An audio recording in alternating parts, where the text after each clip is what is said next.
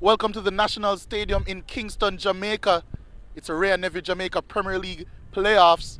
A doubleheader here at hand. Racing taking on Portmore United and Cavalier taking on Waterhouse. We have a full preview planned for you. Stay tuned after this break. We have all the action. Step forward, put me in the driver's seat. For everything you're looking forward to, open an iSave account today. Visit gotomyvm.com to get started. Every $25,000 you save with iSave earns an entry to win cash or a new home of your own. The more you save, the more entries you get, and every entry has a chance to win a brand new home of your own. VM iSave is the key to winning. Here's to the early risers, and we are here all-nighters. The go the extra milers, and let's do it until it works, workers.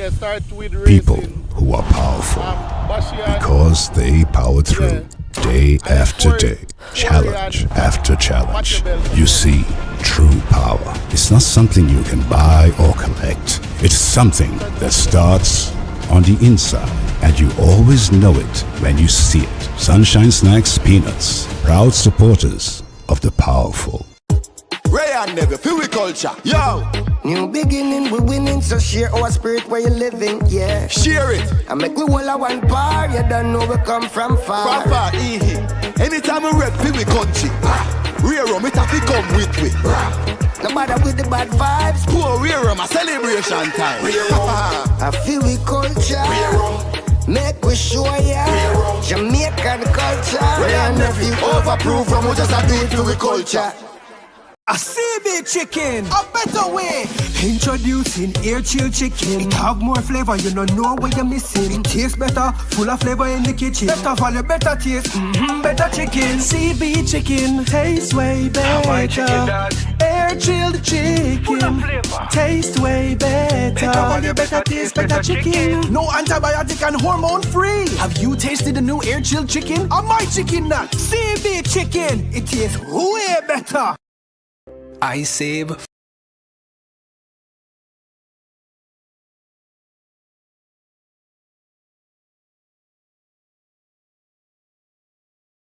We're here at the National Stadium, as mentioned previously, for the Ray and Nephew Jamaica Premier League playoffs. And personally, I can't wait. I have a little bit of a manners issue because my name is Leger Williams. I'm joined by John Stewart, and we'll be walking you through the proceedings right before we get into the action. John, I have to ask you first of all, how excited are you? I'm just amazed and speechless at the fact that we even have this opportunity to, be able to do this pre-match analysis on this game and on these playoffs. I'm super excited because after what has been an exciting season, not least the end of the season, the final match day, we have the opportunity to behold a wonderful spectacle ahead of us where I strongly believe this game, this first leg, is going to be something really special. We're going up, we have two teams, it's pretty much a derby. And I really am excited to see what a really young team in Racing United have to offer. It's first time in the playoffs, I believe, for them. And Anthony Patrick has voiced some frustrations over the course of the season, but we don't know what yet he has cooked up for this special occasion. And speaking of special occasions, special players tend to rise to those special occasions. So remains to be seen who will make themselves a hero come these playoffs. Yeah, and I think you set up this game in particularly so well. Racing United taking on Portmore. It's a derby. They even share the same home pitch, Frednita Park. Portmore, of course, so gracious to let Racing use that stadium. And when it comes on to what we've seen from them so far since Racing got into the league last season, 6 times they've faced each other, 5 draws. So that just goes to show how tight it is between these two teams. Yeah, all 3 times this season that they've played, they've been draws. 0-0, then 1-1 both times. And I have to say, expecting a bit of the same, and that may turn off some of the neutral viewers, but in my opinion, it's just going to make for a really exciting tactical chess match. And I'm fully expecting that it will perhaps be just tight again, especially because of how well these two teams know each other. And you're gonna have to expect that even in these tight affairs, you look to your special players to make the special plays. So players like you mentioned before, Nikhil Ellis and Tajay Grant, who for a long time seemed as if he was going to be the top goal scorer in the league, just kind of cooled down towards the end of the season. We're excited to see what he has to offer. Yeah, most definitely. And when you think about, I would say, Portmore United, you think about what we can expect from a coaching perspective. It's intriguing from that angle as well. Anthony Patrick, someone who is so experienced in coaching, someone who won his first titles in the early 2000s before Rudolph Austin would have even made his debut as a player. Now Rudolph Austin, so much success not only with Portmore United and what they do in the league, but also with the national under-20 program. I think that not only he might even surpass what he did as a player just based on the potential he has shown as a coach. And I think it's a very intriguing tactical battle as well. That's why the games have been so close. Most definitely. And he has allowed the team to really take on his identity, very combative, especially in the middle of the park. He's trying to stay compact, and you know how much of a midfield general he is. You see that bleed into his team, the leadership that's on show there, especially at the back. And I'm fully expecting a team that had the third best defense in the league right throughout the season to once more be resolute at the back, stay compact just as they have been. And I'm fully expecting as well, in those moments where it seems like the game can potentially get away, where, who knows, maybe a red card happens or something that changes the game, where you typically see teams falter and put their head down, I think Portmore United will do the opposite. I think they have enough to, you know, weather the storm, whatever comes their way, because they've been here before. They're still knocking on the door, trying to get that elusive championship first, I believe, in about 6 years. So I think they have what it takes to go all the way. And when you speak about Portmore, of course, as I just mentioned, their head coach, Rudolph Austin, I've been so enamored with everything he has done since taking charge of Portmore United, and it has led him to a lot of success, as I mentioned previously. And who else to open up our interviewing stage in this season's playoffs than to have a word with Mr. Rudolph Austin himself? John, would you like to do the honors? Greetings, Coach. Good afternoon. For my first question, we just spoke about the defense just a few moments ago. You guys have 5 clean sheets in your last 7 games, coming up against now a Racing United team that boasts 2 of the most threatening offensive players in the league, in Nikhil Ellis and Tajay Grant. What is your approach to this game? Is it to stop the individuals on the park, or what is your approach? Yes, you try to nullify the opponent, but at the same time you have to play your game.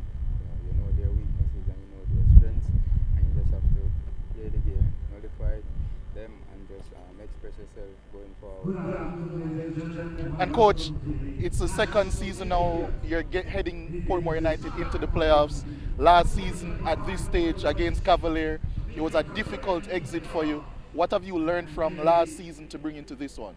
Well, I've learned that you have to put the ball in the back of the net, because last year we didn't do it. We got like 3-4 clear chances that we didn't capitalize on. So this year we just have to score goals and stop goals from scoring against us. And of course, Racing United, we were mentioning as well that all 3 games this season have been draws. Have you decided what you can do different in this game or these 2 games to really pick the lock of Racing United? Yes, most of the time when we met over the season, we scored first and we got chances after, and we just never get the second goal. And sometimes that gives the opponent Racing in this case the opportunity and the belief to come back in the game, and that's the problem. Well, thank you very much, Coach. All the best today, and we'll speak again after the game. All right, thank you very much. Thanks for having me. Yeah, that was head coach Rudolph Austin. What did you make of what he had to say ahead of this big game? I mean, he pretty much simplified it at the end there, in terms of, like, at the end of the day, the game's about goals. You have to put the ball on the back of the net. And coming up for us is a coach who knows a thing about that, in terms of, you know, his voices frustrations about that throughout the course of the season. And at the end of the day, they do have the players to do it. Not necessarily a plethora of them, but they do have players who can produce a bit of magic in those moments when the game gets tight, such as a Ronaldo Robinson. But turn over to you, Leger. Yeah, head coach Anthony Patrick is here with us from Racing United. John, take us away. Good afternoon once more, Coach. I see a smile on your face today. I'm assuming you're in a good mood. What are your thoughts on the spectacle that we're about to witness thus far? First, I must say good afternoon. I think it's going to be a very keen and contested one. Both team going to play some good football. We can attest to that. But it's who defend the best will come out on top today, and who take that one or two chances in that moment, can come out on top today. And coach, of course, you're a very experienced coach. You have a young team, but you're an experienced coach. You've played or coached in these big moments before. What sort of experience are you lending to your team ahead of this moment? It's all about the confidence, It's all about the confidence. Asking them to express themselves. Don't be afraid. Anything that they give, I will accept it. But they are youngsters, just go out there and express themselves. And once they do that with everything that they got, then I will be pleased. And coach, I have to ask you, coming into these playoffs, the third round, only 2 victories out of your 13 games. Does that play a small or put a small bit of doubt into your mind heading into this game? No, I don't think so. When I look back on, when I look on the third round, you look on the first 2 rounds. When you look on the starting 11, you can see a whole lot of them playing in the first 26 games. So we kind of start to rotate in the third round. But the last 3 games leading up to now, I think we play some very good football. But we're just unlucky. And against Portmore again, the second to last game against Portmore, we played some good football. We draw that game 1-1. So, and we just come in the last game and just suddenly ourselves and get the 3 points to be here. Well, thank you very much, Coach. All the best today. We'll be looking out and we'll speak to you again after the game. Yeah, man. Yeah, head coach Anthony Patrick there. Of course, very confident. He always is in his team. But what do you make of his words, John? I think, based on what he's said before, I definitely think he's going to place an emphasis on how well they defend today. And fair enough, Racing United, of course, boasts the Golden Glove winner in Aaron Enel. And right throughout the course of the campaign, apart from some one-off games here, like the game against Arnett, they've been rather resolute defensively, and I do think that's going to be a key component to whether or not they can win here on the first leg of the playoffs. And you speak about their defensive unit. However, there are a couple of players that you mentioned prior to that interview for Racing United. Of course, we have to speak about Tajay Grant, 16 league goals this season, as well as, the person always on everyone's lips, Mikhail Bashi Ellis. 9 goals this season, 3 assists, but his impact is far greater than that. What do you make of those 2 players in particular and what they can provide for Racing in an attacking sense? Well, I'll start with Mikhail first. Had a bit of a goal drought for a long stretch of time before he scored twice on the last day of the season. And of course, his impact does go beyond just putting the ball in the back of the net. He's by far, in my opinion, their most creative player. They look to him to create chances, to control the tempo of the game at times as well. And they're going to need for him to step up in this game. As I mentioned before, Portmore are a very combative team. They take on the identity of their coach. They're not going to allow him time and space. So he's going to have to find a way to withstand the physicality that's going to come with this game. And for Tajay Grant, he has been fantastic right the way through this season. I just want to see him be a bit more assertive. I've noticed that in some games he tends to drift into the midfield, and I think he's at his best when he's running at defenders, hugging the touchline and trying to take his man 1v1 and getting behind. Don't make it easy for the defense. Don't always have the ball in front of the defense. Make those runs in behind, because you have one of the best playmakers in the league supporting you. So I definitely think there are some issues there, but both of them are phenomenal players, among the best in the league, and they're going to be key to winning this game. And for Portmore United, we can't go any further than a former national striker in Corey Burke starting up front today for Portmore. What can his experience lend to Portmore today?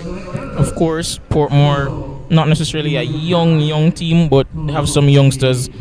in the squad, and of course his experience will be invaluable. Of course, he's played for the nation before and scored. He's played, of course, for Portmore United before, and it will definitely be exciting to see what he can offer. I'm definitely looking forward to see his experience being shown in front of goal today, and he's going to have plenty of support as well in the form of one of the chief creators in this team, Romeo Guthrie, as well. Yeah, I definitely agree with you, but there is one player that I would like to highlight for Portmore United, and for me that's Matthew Bell. He came in, he's only been in the squad for 2 games. His fitness isn't quite there as yet coming into these playoffs, so he won't be starting today, but only 2 years ago he was the number 16 pick in the MLS Super Draft for Real Salt Lake.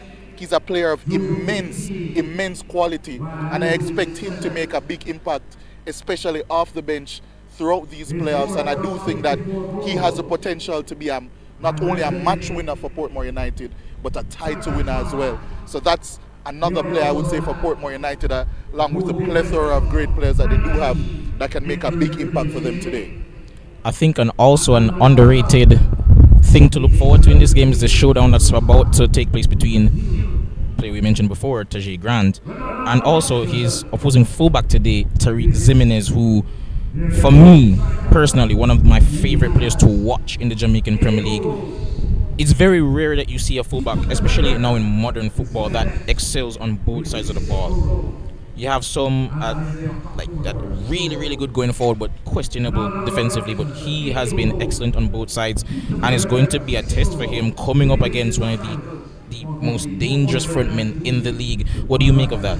Yeah, it's going to be difficult, but he is someone, I think, in Tariq Zimenez, who is made for big moments. We're mentioning players that not only do they have the experience, the quality, but the mindset, the mentality to really impose themselves on big moments on this pitch. Yes, in different ways for his high school, Jamaica College, or for Jamaica, a very young debutant for Jamaica was Tariq Zimenez.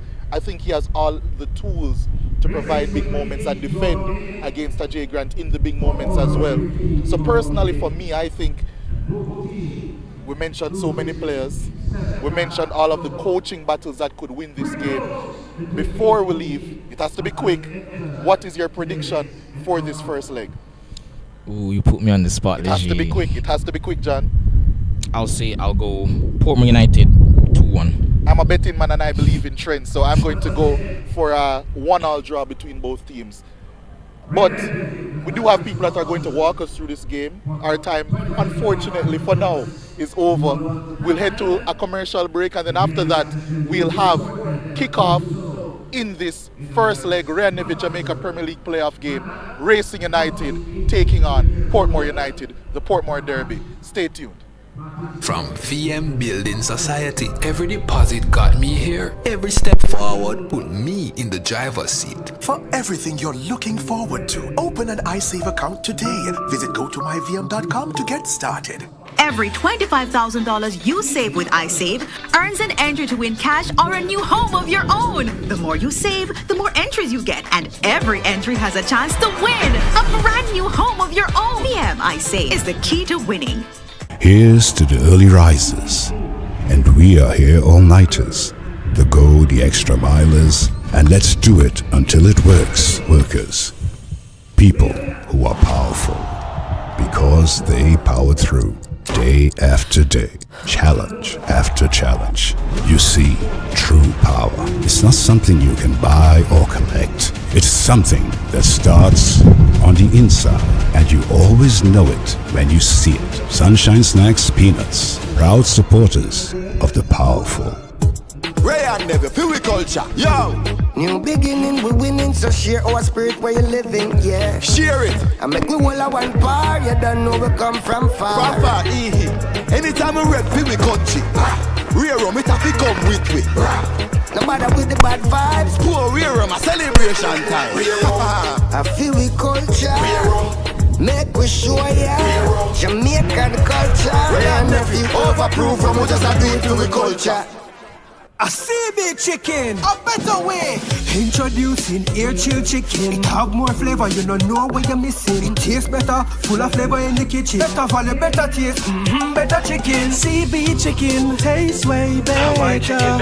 Air chilled chicken, taste way better. Better value, better taste, better chicken. No antibiotic and hormone free. Have you tasted the new air chilled chicken? Or my chicken nut? CB chicken, it tastes way better. I save from VM Building Society. Every deposit got me here. Every step forward put me in the driver's seat. For everything you're looking forward to, open an iSave account today. Visit gotomyvm.com to get started. Every $25,000 you save with iSave earns an entry to win cash or a new home of your own. The more you save, the more entries you get, and every entry has a chance to win a brand new home of your own. VM iSave is the key to winning. Here's to the early risers, and we are here all-nighters, the go the extra milers, and let's do it until it works, workers. People who are powerful, because they powered through, day after day, challenge after challenge. You see, true power is not something you can buy or collect. It's something that starts on the inside, and you always know it when you see it. Sunshine Snacks Peanuts, proud supporters of the powerful. Ray and Neville, feel we culture. Yo! New beginning, we winning, so share our spirit where you living, yeah. Share it. I make we all a one bar, you don't know we come from far. From far, anytime we rep, feel we country. Rear rum, it have to come with we. No matter with the bad vibes. Poor rear rum, a celebration time. I feel we culture. Make we show ya Jamaican culture. Ray and Neville, overproof from we just a do it for we culture. A CB chicken, a better way. Introducing air chill chicken. It have more flavor, you don't know what you're missing. It tastes better, full of flavor in the kitchen. Better value, better taste, better chicken. CB chicken, tastes way better. Air chilled chicken, taste way better. Better value, better taste, better chicken. No antibiotic and hormone free. Have you tasted the new air chilled chicken? Or my chicken nut? CB chicken, it tastes way better. I save from VM Building Society. Every deposit got me here. Every step forward put me in the driver's seat. For everything you're looking forward to, open an iSave account today. Visit gotomyvm.com to get started. Every $25,000 you save with iSave earns an entry to win cash or a new home of your own. The more you save, the... They will start with number 39, Aaron and in goal. The captain, number 17, Markovic Brown. Number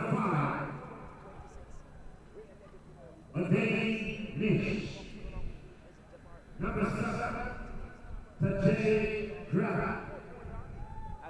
Number 8, Shabon Reed.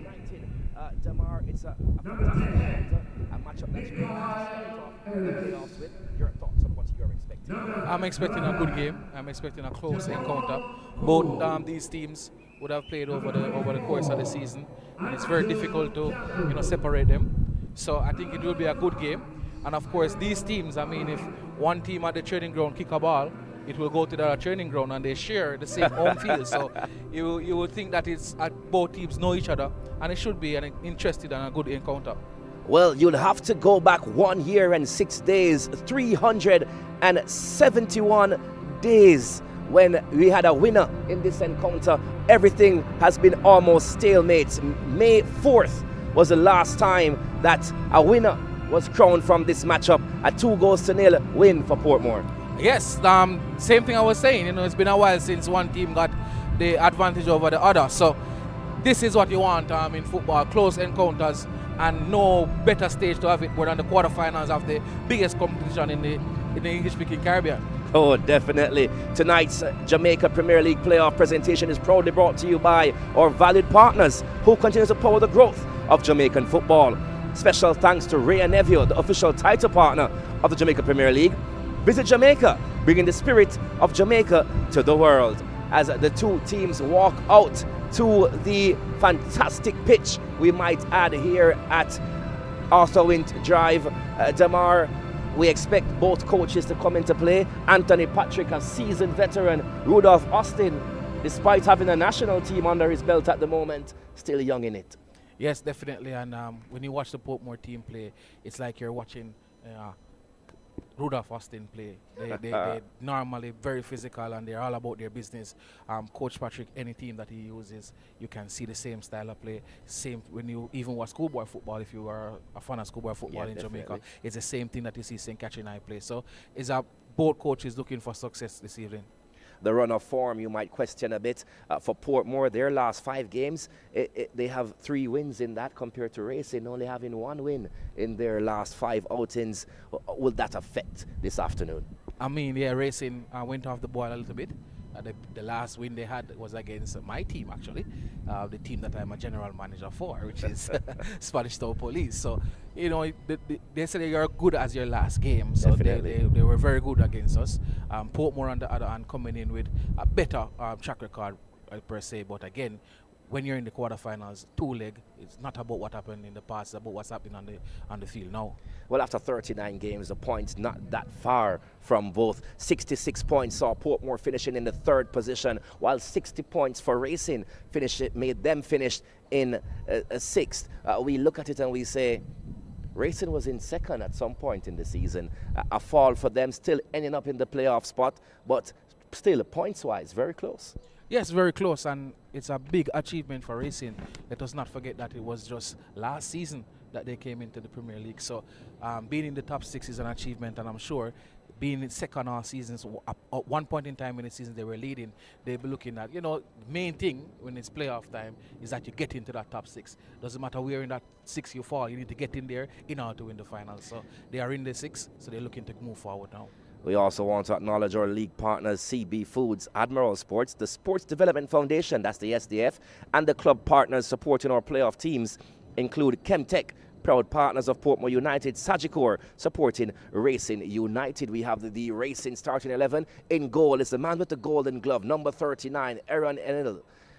He wears number 39, number 17, Markovich Brown, number 5, O'Dane Nash, number 7, the man they call Spanish Town, Tajay Grant, number 8, Siobhan Reed, number 10, Nikhil Ellis, number 11, Javon Cole, number 24, Andrew Campbell, number 25, Tyrone Mullins, number 27, Tamish Richardson, and number 80, Javon Basco. Let's talk about Tajay Grant for a bit. 16 goals this season. Before we get there, here is the Portmore starting 11. Daniel Russell, 11 clean sheets under his belt this season. He starts in goal for Portmore. Number 7, the man from Clarendon College, Seager Knight. Number 5, Clayton Peck. Number 6, the man they call Strapper, Emilia Rousseau. Number 9, McGrath, if you're in the building, Peter McGregor. Number 10, MLS world-renowned Corey Bork. Number 11, Romario Guthrie. Number 19, Dustin Cohen. Number 22, Ronaldo Robinson. Number 29, Nicole Gale. And number 47, Tyreek Zimenez. On paper, fantastic players to watch. Yes, lovely players to watch. A mixed Portmore, a mixture of experience and also youth. Love to see Dustin Cohen play football. Also Gale in the midfield, I like those two. But you mentioned the man they call Spanish Town. Yeah. Wonderful player. And knows where the back of the net is, and that's the main thing when you're playing in the forward line. You need to know where the back of the net is, and he definitely knows where the back of the net is. 16 goals this season, and that's a nice amount of goals to get in the top flight football. Their second leading goal scorer is Ellis, the man they call Bashi, 9 goals for him. Coincidentally, he ties with Portmore's leading goal scorer, Ronaldo Robinson. Yeah, man they call Bashi. Some persons call him the Edban National, but it's a very, very smooth player, nice to watch, smooth on the eyes, move effortlessly across the ground. So he will be looking to score some more goals. Got back to form in the last game, scoring 2 goals, so he'll be looking to add more. The man in the middle is Christopher Mason. He's assisted by Mojali Gale, and as his second assistant, and the first assistant is Stephanie Dale Lee Singh. Sir Emily, firstly, a big note to mention, Stephen Young, he's out. Yeah, big miss for Portmore. He's normally a very good player, and when you're missing very good players, it can affect your team, but also that gives someone on the bench a chance to step up and put in a good performance, and maybe when Stevie Young is available, he would be able to get back into this team. Well, the toss has been done by referee Mason. Racing will get everything underway here at the National Stadium. Portmore United, they're dressed in red, in blue and red. They will be kicking towards the downtown Kingston, while Racing United, if you are from Old Hope Road, they'll be kicking towards JC. Word of prayer there from Markovich Brown. Interesting thing about Markovich Brown, he's playing in the defense for Racing. In his career as a schoolboy footballer for St. Katrina, he actually led the Manning Cup with 18 goals while playing as a centre forward. Went off to college, and he has the records of goal and assists for his college that he played. Really? Yes. Well, they do say as you go older, you somehow seem to find exactly where you should be. And we are off here. How long do you think it will take for both teams? They should know each other, though. Yeah, they should, but you know, sometimes the nerves, probably the first 5 minutes, you want to see what your opponent is all about. Seeing each other a lot may help the team to, you know, devise some tactical plan, and then you need to counteract that tactical plan that they have. So just looking now, it seems as if it's the same setup that both teams normally use. Portmore with their back 3/back 5, you know, Corey Burke and Peter McGregor, the two centre forwards. As you can see, they are basically 1v1 in the back line with the Racing players. First look at goal there, Daniel Russell coming for that so confidently. He boots the ball down the park, headed away. Peter McGregor, he tackles onto it. It's brought down, and it's a throw for Portmore United. Lovely conditions here at the National Stadium. The sun might be looking bright, but cool conditions nonetheless. Yes, good temperature, good football we expect to see here, and the grass is looking lush green. It's the best I've seen in the National Stadium for a while, and that should help us with the football that we're about to see. Foul on the play, booted up by Racing's number 27, Richardson, taken away by Tyreek Zimenez. There's a player on the ground. Referee allows the play to continue. Here is Corey Burke. 2 touches on the ball. Whistle blows. A stop in play. Number 10, Nikhil Ellis is on the pitch. Yeah, will be an interesting battle between Nish and Corey Burke. You know, the all play of Corey Burke is very important, and it allows the Portmore team to come up and link the play with the rest of his midfielders, and we're looking to link with McGregor as well. So that's an interesting battle that we're about to see. Portmore has made some impressive additions to their team throughout the season. Corey Burke being one from the MLS, and they've also gone with he's actually local, but he has an international touch to him, Matthew Bell. Yeah, really good players, and of course that's why you see Portmore going up into the table and getting a good string of results, because they're adding quality to their team. And Corey Burke, for a long time, about 2 years now, there were rumors of him playing for Portmore. When will he come play for Portmore? We're seeing it this year, and he will definitely be looking to stamp his class and his authority in this playoff run. Drop ball here. Ellis is up. Should be handed to Nish. Portmore remain their setup here. Is Nish, boots the ball up the park with the left boot, looking for his centre forward, headed away by Portmore United. Comes down nicely for Richardson. He plays the ball outside to Jay Grant. Boots the ball in with the right boot. Russell comes calm and collectively and gets that one. 2 good claims from the goalkeeper there, getting his confidence levels up. You know, that early touch that you get as a goalkeeper could, you know, give you the confidence you need throughout the game to have a really good game, and you would expect that with the firepower that Racing has. Goalkeeper there would really need to have a good game. Well, Russell might not have, you might not say been around the block in the Jamaican Premier League, but he does come with a lot of experience behind him. Ball booted up into the box, and here he gets his 3rd touch. High over the attacker, he goes to ground, whistle on the play. Russell also spent some time at Mount Pleasant Football Academy. Made the move over to Portmore when Davian Ferguson moved as well from Mount Pleasant. Booted up in the middle of the park, falls to the Portmore back line. Looking for Zimenez outside. Here is Portmore in possession. Ball played up the top for Peter McGregor. McGregor gets inside the box, looks for the cross inside. Here comes a shot! Into the back of the net. Runner Robinson moves his tally from 9 goals this season and makes it 10. And what a way to do it. But let's say Peter McGregor did most of the work. I mean, brilliant run there. They call that run the blindside run from McGregor there. On the blind side of the defense line there. Wonderful pass played through him. Cut back that ball and coming onto it. First touch to control. As we're seeing the replay here. Cuts it back brilliantly. First touch to control. Free as a bird. Right into the back of the Racing net. You will have to question how much did the Racing team fall asleep just a while ago, because as you said, totally unmarked. His Renard Robinson got a bad first touch, you might say, brought the ball in the air and had enough time to bring it and slot it past the goalkeeper as if the net was empty. Yeah, good composure there. Sometimes you might get that first touch bad and then you just decide to blast it and it goes over the post, but went knee over the ball, head down and spunked that one into the back of the net. I mean, 4th minute and Portmore is leading. We talk about the fact that the two centre forward there keeping the Racing centre halves, Markovic, Brown and Nash at bay, and you must say brilliant build-up play. And this is Portmore going forward again.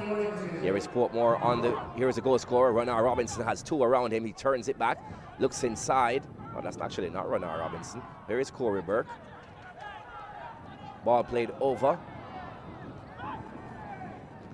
A shot there by number 19, Dustin Cohen. Falls to Siegel Knight. Siegel Knight plays the ball over to Peter McGregor. The flag is up on the near side though. Racing living dangerously, and Portmore letting them know that they're here for a reason. Yes, Portmore, they're definitely having the most intent so far in this game. Racing needs to organize that back line. I think the midfielders, they're not matching the runs that are happening right around them. You need to match those runs, and they are not. And Dustin Cohen there getting that ball inside, and with that run there, pulling out, didn't time the run, and that was putting them into a offside position. You mentioned earlier both teams setting up to the way that they normally play. Is this what you normally see from Portmore United? No, normally Portmore is one centre forward. This time I think they see something in the Racing team. They're occupying both centre halves, and that means that the free man there is making the run off them, which is Robinson, and that is causing a big issue for Racing. Might need to do something tactically early in this game, or they will find themselves 2-0 down. Ball played a while ago by Dustin Cohen over to Clayton Peck. Into touch, it's a throw for Portmore. Calm and collected, they have possession in their half. Plays the ball up, looking for Robinson. Intercepted by Racing United, and they're on the run now with Javon Cole looking up top for Ellis. And Russell comes to calm and collect it. Yeah, not enough measurement on that pass. Well, too much on that pass. Those passes, you really have to measure them. And they don't distract again. Plays the ball over the top, looking for Tyreek Ximenes. Romario Guthrie, a player that I have a lot of time for. Romario Guthrie. Yeah, really a hard worker. Works his socks off for his team. And you need those players. And he's one of them who's performing well. Nicoy Gale plays the ball back to Howell. Over the top to Peter McGregor. Shot by Corey Burke. Here is Renard Robinson again. Plays the ball inside to Burke. Just atop the 18. Takes a shot. A save there by goalkeeper O'Neill. Back into play. It falls to Robinson. Oh my. My. Renard Robinson is living a fairy tale here at the National Stadium. He makes it 2-0. Unmarked again. Demar in the box of Racing United. I said that Racing living dangerously. They need to do something tactically, or else they will be 2-0 down. A free shot there for Corey Burke, parried out by the goalkeeper, and he comes out to Robinson again, free on the top of the box. The Racing midfielders really and truly not doing their work in tracking them. If you look at that replay, you'll see that there's actually 3 players free as a bird on the top of the box there for Portmore. And Racing, is the light too bright? That will be the question being asked now. Players not doing their job, and this costing them right now. Experience of the Portmore team being here before, and it's showing in the Racing unit that their light seems to be like it's in their eyes right now. Not only were there 3 players on top, if we can get back the replay from the producer, we had 3 Portmore players on top and 6 Racing players in the box, not really doing anything. Yes, they dropped off into the box. Sometimes you need to be as close to the players you can possibly be, and they weren't. So it was as if they weren't defending. It was as if they were cones just standing up, or barriers just standing up there. And of course, a player of Robinson's quality, he just picked that one in the side net effortlessly, placed that one into the what we call the side triangle, and in this case it's a rectangle in this goal here. Portmore cruising at this point. Well, goalkeeper O'Neill might have come in here with 16 clean sheets, but I can tell you that sheet currently is very, very dirty. Yeah, there's a particular play that Portmore loves. That's the ball to the right-hand side, and what they do, they try to get it into the right-hand channel and try to work on a flick-off or a blindside run. They have done it a couple times. The first one led to the first goal, and I think Racing is not doing enough to cover those. You need to block those channels as fast as you can, and once the team do it one time and they do it again, you must recognize that that is the play they're running. So I don't think that the Racing team is recognizing fast enough the tactical movement of the Portmore team. Wow, my word, just 10 minutes in, 2 goals, Portmore United lead Racing, a fixture that you won't really see goals happening in over the past 2 years of the Jamaica Premier League has come to life with nothing at all. Renard Robinson, a brace for him in minute number 4 and minute number 9. And Racing has a lot to answer for. Under pressure again. This time ball goes into touch for a throw. Portmore player stays down. That's the man that wears the number 9, Peter McGregor. McGregor also spending some time overseas before coming back to Portmore. So this Portmore United team, they've had a lot of work done. Yeah, you have to give some praises to the scouting of the Portmore United team, getting the right players to come in and mesh well with the team, and they have done that. Corey Burke seems like he has fit in seamlessly so far. Went straight into the starting lineup. Was at that game for his first game, and he actually scored. That's Corey Burke. Corey Burke, yes, say Corey Burke. Corey Burke will walk into any starting team here locally. Here locally, but it just tells you that Portmore knows what they want and they're going about it the right way. For Racing now, you just need to relax. The next goal is maybe the most important goal in this encounter so far. 3-0 down and you're basically out of it. It is a 2-leg affair. So it's really just now to contain, keep yourself in the game. There are a lot of minutes left to be played. A lot of minutes left to be played indeed.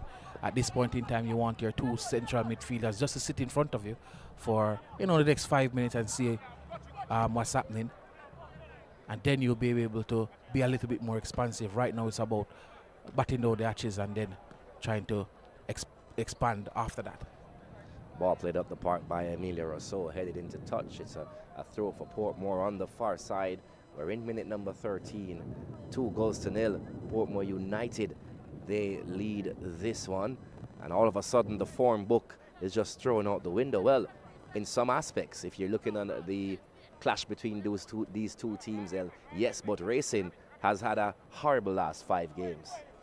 Yes, and you can see that maybe the players aren't as confident as you want them to be coming into this playoff. But what we can say is that if the form book in terms of the games played between these 2 teams is anything to go by, then we'll be in for a nice encounter. Most definitely. Here is Racing on the ball. Campbell plays the ball inside. Not sure if a touch there for Ellis, but goalkeeper Russell has it within his size 10 goalkeeper gloves. Puts it on the turf, plays it outside to Gale. Here is Gale on the run, looking for movement. Cohen moves. He'll try to play the ball inside. He finds Corey Burke. Burt brings it down. A tackle there from behind by number 8, Siobhan Reed. Referee Mason says that's illegal, son. Whistle on the play. Yeah, again, the older play from Corey Burt there. Excellent. Kept that one. Shielded the defender off and got his team a foul. Again, down that right-hand channel for Portmore, left-hand channel for Racing.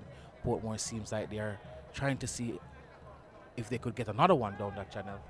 Racing need to do something about that. Free kick swung in by Guthrie. Looking for Peter McGregor on the far side. The Sun giving both players there some trouble. McGregor goes to ground. Ball taken away by Reed. Reed boots it up, looking for Cole. It's intercepted by Portmore, played back to Russell.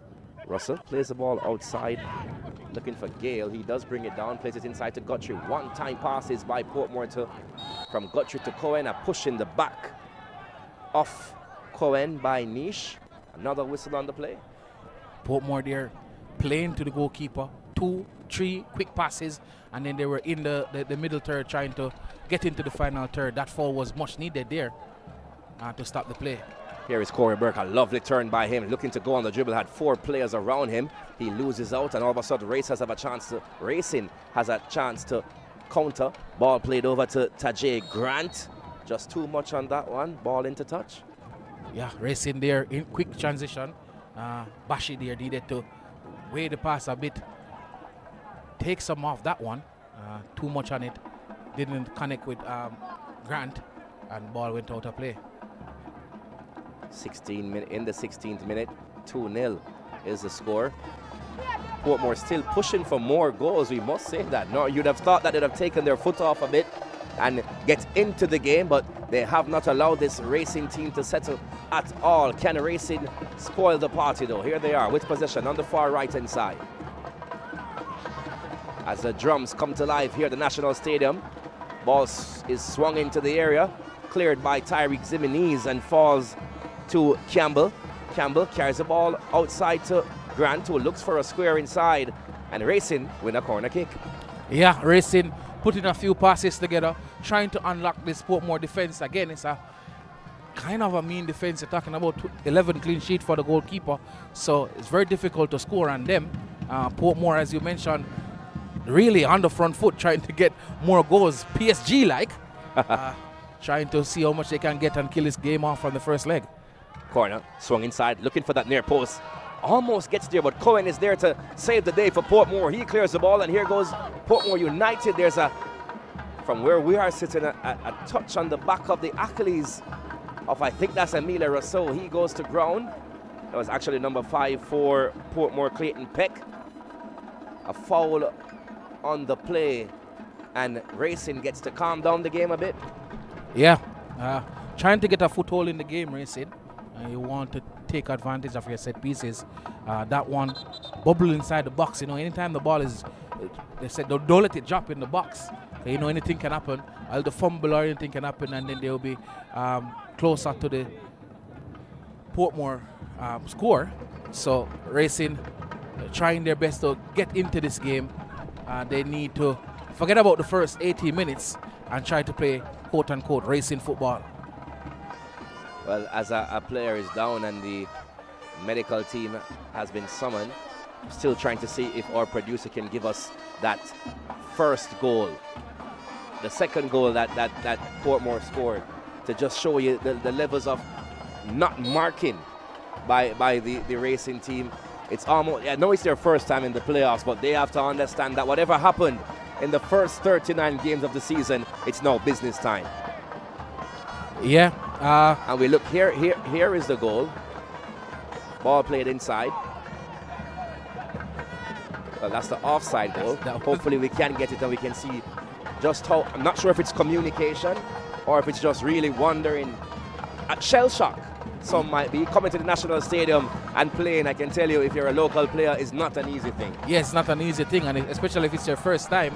We're seeing a lot of things that are not the norm for the Racing players. A few over it passes, a few under it passes, just like the one we see a while ago, under it, over it. So you're not weighing their passes, and that is what is costing them right now in this game. Right, this is the goal now. We can watch them was the tracking first one. back. Here's the first one. He controls the ball between 5 yellow shirts. Yeah, free.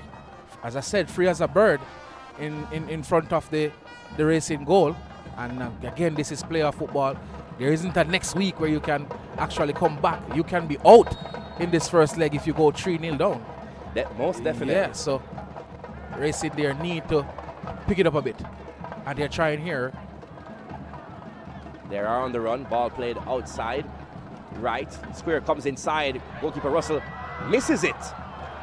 And that was a chance for Racing. A bit of selfishness there from the leading goal scorer. I mean, the ball came out of the goalkeeper's hand. It was to him. Wonderfully low-driven cross. Got across the goalkeeper, free there. All he needed to do was to pass it to the incoming Javon Cole, former St. Cashinai player. And he had a tap-in, went for goal himself, and it went into the side netting. You might think that that was the chance. 2-1 there, and your confidence level is back up. Nervous moments for goalkeeper Daniel Russell. But Portmore live to fight another day. Gale plays it back to Russell. Russell now plays it outside to Peck. Peck boots the ball up, looking for Peter McGregor. Ball played over the top, goalkeeper Enil comes, claims that one. Racing seeming to be growing in confidence now. To Campbell. Campbell plays it inside to Niche. Niche looking for Cole. They do win it back though through Tajay Grant. And I think Racing at this point might just have a foot in it. Yeah, slowly getting back into the game, Racing. Putting a few passes together, having a few dangerous moments in front of goal. So they're slowly getting back into this game, trying to get these goals back. In minute number 22, Racing 2 goals down the good, but a lot of football left to play here. Nothing done and dusted as yet. Here is a shot from way out. Centre back pushing up into the game. They had Portmore on the back foot a while ago and made good use of it. Yeah, moving the ball from left to right. Markovich Brown there, collect that one in the middle third. Looked up, saw that he had no passes and he was free. So he decided, let me take a shot, trying to bring back his Manning Cup days. It never leaves you, actually. Here is Tajay Grant, wins the ball before Tyreek Zimenez. He has Cohen to contest with. Still, Grant cuts inside, looking to play the ball into Ellis, taken away by Portmore United. Here is Renard Robinson, the goal scorer. He has a brace, and he has possession, plays it inside, looking for Romario Guthrie. Guthrie plays outside to Cohen. Portmore keeping possession of it. 7 passes in a row, looking to find Corey Burke. Burke goes to ground, fouled by Odin Niche, and the yellow card comes out. Not sure if it was for the foul or the descent that followed. It seems like it's for the foul. Maybe Niche there, consistent fouling, referee showing him that you have been doing this, and a consistent foul. That is why he got the yellow card. Again, the all-up play from Corey Burke. Again, down this right-hand side. Portmore putting some passes together and trying to exploit that side. Well, this free kick, Demar is in Strapper region. The man with a lovely left foot, known from Vauxhall and St. George's College. His left foot came to national recognition, wearing the Sky Blues on North Street. Has scored a number of these in his day. Definitely, but I think maybe a little bit too far and a bit too wide. So unless he wants to pull something out of the hat, I think he's going to whip this one into the box. Got threes there as well, but Strapper plays it inside. Amira Rousseau headed away, falls back to him on the left boot, plays it inside to Cohen. Outside to Tariq Zimenez. Intercepted by Racing, however. And they get a chance to clear their lines. Instead, Portmore wins it back quickly. Here is Dustin Cohen. Ball played inside to Renario Robinson.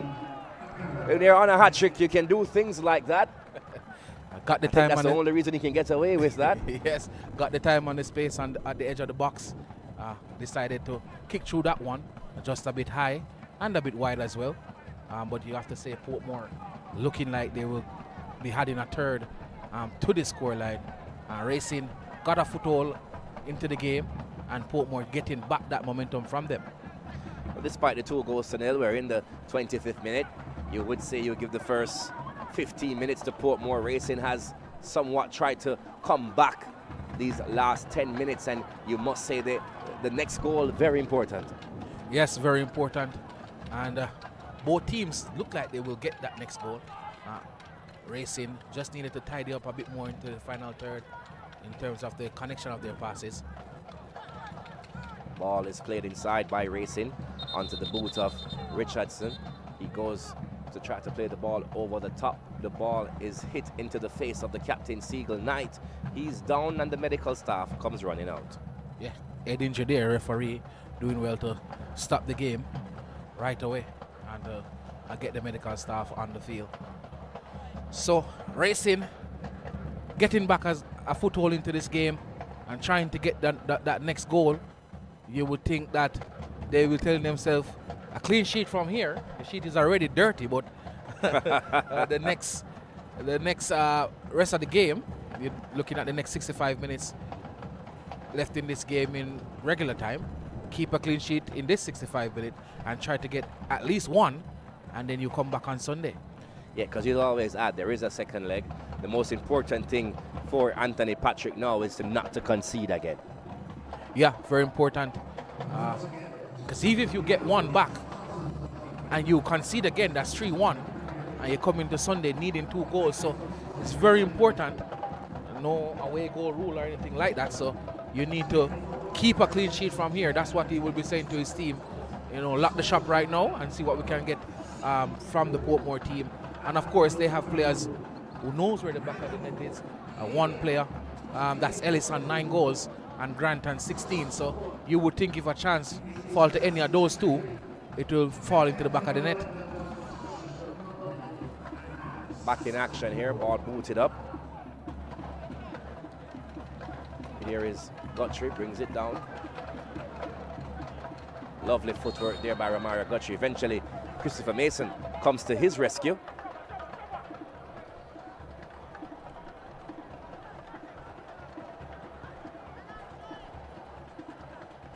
Here is Portmore with possession. Ball plays back to Emilia Rousseau.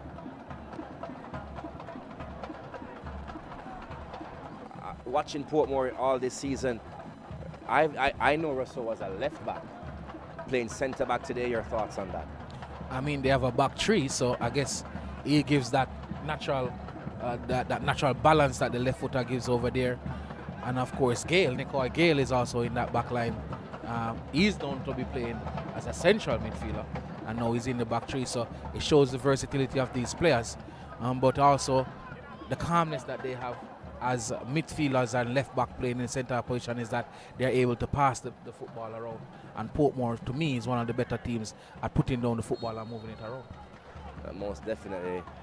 We mentioned when we spoke about the starting 11s for both teams, a number of quality right throughout the 22 individuals on the field. And that's why they're in the top 6. Very long season. Very long season. 39 games. So that's why they're in the top 6. Both teams have quality all round. Portmore with possession again. Siegel Knight controls and turns, looks up, sees the pass, the running move of Peter McGregor, looks to play him in. Pass going nowhere close to him, however. Racing has the ball through number 17, Markovich Brown.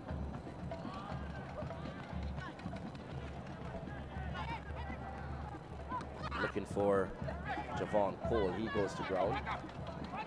Nothing given by the referee. Racing is in the box. A left foot shot there. Intercepted by Portmore, trying to dribble out. Crunching tackle there by Racing United, and a whistle on the play. Yeah, Racing in the box right there, trying to get the ball across. Was cut out by the Portmore defense and trying to win back the ball there. He lunged in, and you know, once you do that, that's Javon Cole. Once you do that, sometimes depends on how hard you're going, it could be bye-bye for you. But at that point in time, I think that was a good foul because, you know, Portmore, they're very good in transition. The breakaway was coming. And the breakaway was coming. So in minute number 30 now, 2 goals to nil. Portmore lead this one. A brace from the former Kingston College standout. Also formerly of Harborview. They'd have loved him this season. I think goal scoring wasn't their problem, Harborview.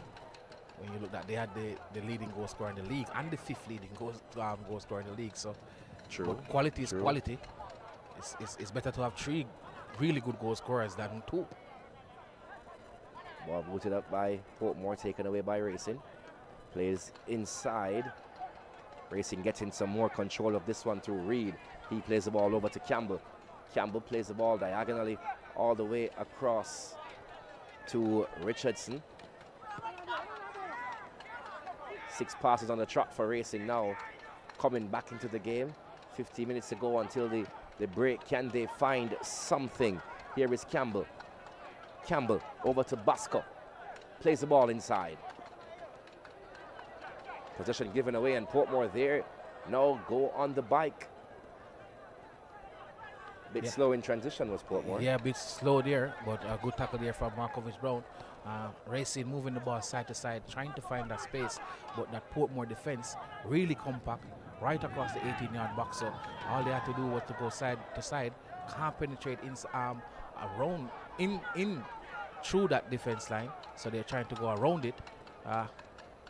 Campbell swings the ball inside, headed away by Portmore United. It falls down for Chevon Reed. Reed plays the ball inside to Ellis. Ellis, a shot taken there. That wasn't Ellis though, that seemed to be Cole. Over the bar, not troubling goalkeeper Russell, but we must say 8 passes on the trot for Racing a while ago. Slowly but surely they're coming into it. Yes, they're coming into the game. Good step in there from Markovich Brown. Broke up that play for Portmore and right away got on the ball. That was Javon Cole. We prefer it on the right foot, but it was on the left and he just took a swing of it and it went over the post. Well, you have to have a ticket to win the lottery. Ball played into touch. It's a throw for Racing as the shadow of the grandstand covers the National Stadium as the sun sets here in Kingston, Jamaica. Will the sun be setting on the season of Racing United? A lot of minutes to go. Can they get something from this free kick? Despite just over the half line, a yellow card comes out for Romario Guthrie. Not sure that foul deserved a yellow card. Number 10, Ellis, got away from him, stopped him at all costs. And it was the cost of a yellow card there. I think the referee there, because the Racing players, they were asking for that yellow card because Racing have a few players on yellow. Referee there obliged and gave him the yellow card. I don't think that was a yellow card challenge. Here's Racing with possession to Reed. Reed looking for Grant. Illegally though, Reed through the back of Tyreek Ximenez. Free kick for Portmore.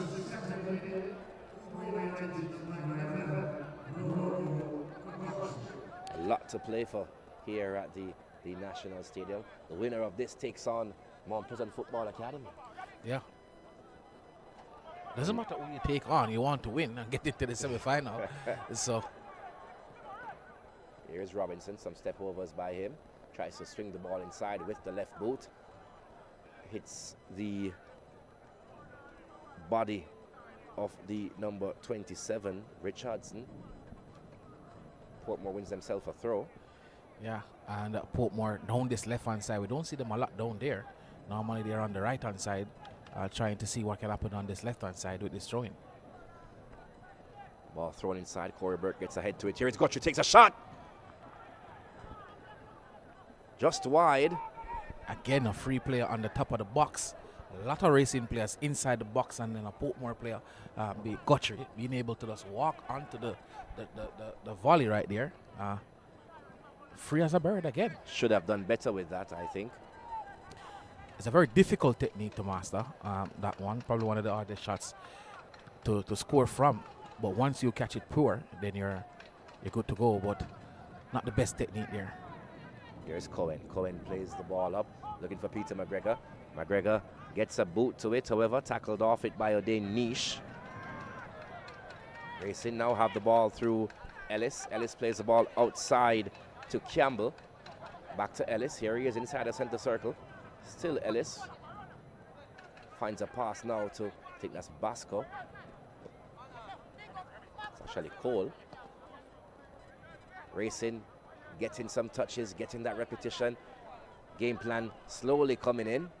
Can they find a goal before the half? 10 minutes to go. Here is Cole. Looks to play the ball up and over on the far hand side, looking for Campbell. Campbell tries to square it in.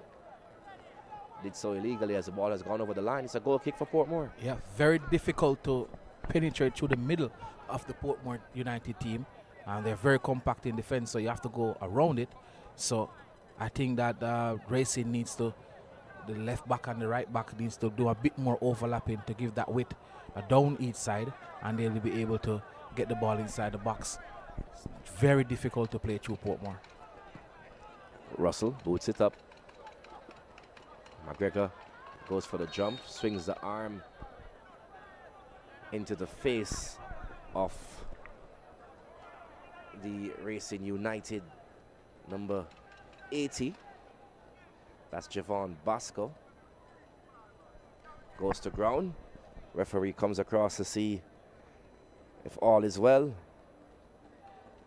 So after 36 minutes, a double from Ronald Robinson gives Portmore United a 2-0 lead over Racing. Racing, they have knocked on the door a bit, but still not seen anything on the end of everything to show that they have something in the net. Yeah, I think it was just one shot on target for Racing. So a lot of passes side to side, but they're barely getting through the Portmore team. And I think they just need to either quicken up the passes a bit more. It's a bit slow. So that's what they're trying to do now. Here is Racing on the move. Ball played up, intercepted by Portmore, goes to ground, whistle on the play. Christopher Mason says foul. Bernard Robinson being brought to the pitch. Seagull Knight is over it.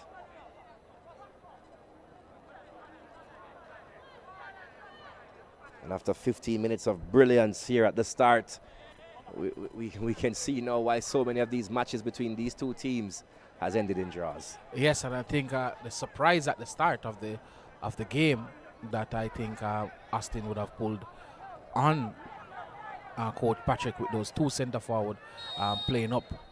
I think that kind of catch them off guard, and that's why the first 15 minutes of this game they got knocked in the mouth basically, but they have adjusted well so far. As you can see now, what they're doing is that the midfielders are basically doing what they weren't doing at the beginning of the game, which is to close down the Portmore midfielders as best as they possibly can.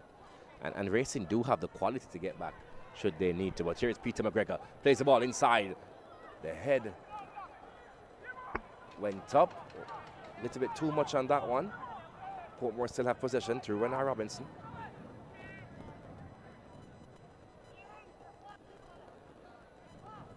Racing wins it back. Trying to play out from the back. They lose the ball to Seagull Knight. He can strike it from there. Instead, tries to play in Corey Burke. Intercepted by Racing. They go away with Basco. Basco cuts inside. Gets by one. Gets by two. Still has possession. Plays the ball outside. Yeah, Racing on the attack. Trying to fashion a chance here. After breaking up that play, Markovich Brown reading the game well and coming over to cut out that pass from Seagull Knight. I really want to see the next goal fall to Racing to bring some life back into this game. Hopefully we can get that goal before the half. Racing, they have shown the potential that they can do it. But so far that one attempt from Tajay Grant. That has been the closest they have come to getting back a goal in this game. Portmore, when the Portmore attack, they seem to be a bit more cohesive. Corey Burke there on the turn. When Portmore attack, they seem a bit more cohesive than the Racing team. A lot of space here. Well, here is Racing now on the attack. Ball plays inside. Intercepted by Portmore. Goalkeeper Russell not happy about something there. It's a corner for Racing. 3 corners so far for Racing, not making use of any yet. Can they do something with this one. Ball played quickly, however, by Ellis. Swings it inside, looking for the far post. It's Grant, gets his head to it, and Russell comes and claims it nice and easily. Boots up the ball very quickly, all the way to Emil, who will backpedal into his box to retrieve it. Plays it out to the left-hand side. Yeah, Racing again, right before that corner, free, a lot of space to make that pass, and he picked out a Portmore defender. Again, the quality in the final third for Racing is missing so far, while it's there in abundance for Portmore. Siobhan Reed, he has it, plays it outside to Campbell.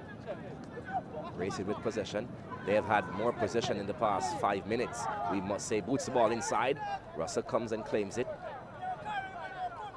We're into the last 5 minutes of the first half, and if you're a football fan, you know what the first 5 and the last 5 of a half mean. Can Racing get back one before they go in for the team talk? Ball booted up by Russell, headed back by Campbell. But here is Corey Burke, the strength of Corey Burke. He goes to the ground. Nothing on the play there by the referee. Racing has it. Crunching tackle there by Siegel Knight, and the referee allows that as well. The referee is saying that, you know, they need a little bit more excitement. Nothing is wrong with a few hard tackles here and there. And 2 crunching tackles back to back from both teams. Referee saying play ball. Ball played up by Portmore, headed out by Racing. It's a throw-in for Portmore United. Portmore United, of their 39 games, winning 17 while losing 7. Racing from their 39, winning 14 while also losing 7. The draws had a big impact to play where these two teams finished in the standings, as Portmore, they have 15, while Racing, they played to 18 draws this season. Yeah, when you look at the lose column here, you see that 7 for both teams. They tell you that these two teams, they're not easily beaten. And also, all those 3 draws were against each other. Some of those draws, 3 of them were against each other. So, if we're looking at a draw today, then we're in for an exciting 2 goals from Racing to pull this one level. But sometimes it does go against what normally happens. Living dangerously a while ago was Racing. Here is Portmore again through Ziminese. He tries to bring it to the touchline, plays the ball inside. This time, Racing able to cut out the square, boots the ball up the park. Emilio Rousseau has that one covered. He heads the ball back to Russell, who controls it just atop his 18-yard area.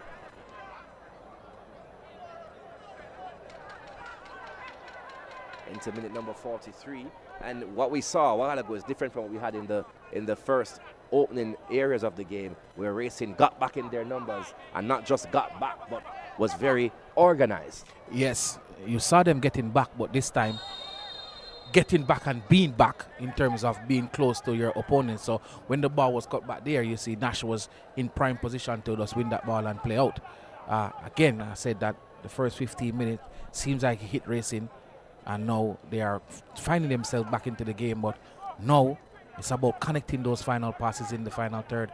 That is the next key part of the game that Racing needs to complete over this half. Well, the most important part they fixed the defensive area, but now trailing 2 goals to 0, they have to fix the attacking area. And here is Basco. He's on the move, looks to play the ball inside to Ellis. It falls back to Basco, who plays the ball outside now to Campbell. Campbell, 1 touch to Grant, back to Campbell. Here now is the man who wears number 10. Ellis plays the ball across to Basco. He goes to ground. A whistle on the play in the goal arc. It's a free kick for Racing, and this might just seem dangerous. Yes, I mean, nice passes, quick passes. That's what I'm talking about. If you can't get through them, try to get around them, trying to pull them out of position. The wing back there overlap, pull the defender, and of course the passes don't knock inside. Ellis could have had a shot, decided to take that extra pass, and now we're seeing a foul here. And it's in prime position. I mean, when you're on the training ground and you want to kick a free kick, you put it dead center at the edge of the arc, and if you are the free kick specialist, you'll be licking your lips at this one. How many free kick specialists would you say Racing has? Tajik can kick a free kick. Ellis definitely can kick a free kick, but the man that you would definitely want to kick this free kick with power and placement, he's on the bench for them. That is Willis. So, well, there are 4 Racing players around it. And Cole has a nice shot as well. Tajay Grant is there. He seems most interested. Javon Cole is also there. Might be Grant. Normally the indicator is the person who puts the ball down. Spots it. Basco is also there as well. I think Ellis is there as well. Yeah, some players, some put the valve on the grass. My coach would have called it a nipple. Some want the valve to the side, and some want the valve facing up. But from here, it's prime position to get it up and down. You can go either side, so the left footer or the right footer can kick this one, and which put the goalkeeper, have him guessing, wonder what foot the players will be using. So this is position A1. 5-man wall erected by Daniel Russell. Ellis hands akimbo. Step over there. Tajay Grant! Off the post! Daniel Russell was beaten. My word, Racing looking to find themselves back into the game. The perfect opportunity, but the post, the goalkeeper's best friend, they still have it. Shot taken by Racing. They win themselves a corner, but my oh my, Daniel Russell was completely beaten. Again, the post was there. Again, well, the goalkeeper's best friend is the post. His best friend coming to his aid there. Again, that was position A1. Grant, the first name I called when you asked who can kick a free kick, he was the one lifted over the wall and smacked into the post. Close there for Racing. Corner taken, swung inside, the heads go up. Flashing header there by, not sure who that was. Wait for the replay to see, and just well, here's a free kick again. You mentioned prime position, here's a perfect angle. Tajay Grant, so casual to kick that. Got the curl on it, but just not enough. Yes, you want to get it over and down, and that's the best place to get it over and down, and he tried his best there. Post coming to the aid, but just now that a corner from Racing, a few bubbles into the box there, and Racing player not being on his toes could have basically set over him to go. Well, Racing, they've fought back from the earlier 15 minutes to, I think, since those 15 minutes, Racing has controlled the game somewhat. You must give them that. They've had Portmore on the back foot, but it's most important to score, and that's what they've been unable to do. Here they are with the ball now. Ball played inside, looking for Pascal. Cleared away by Portmore United. Referee Parchment earlier indicated 2 minutes of additional time here at the National Stadium.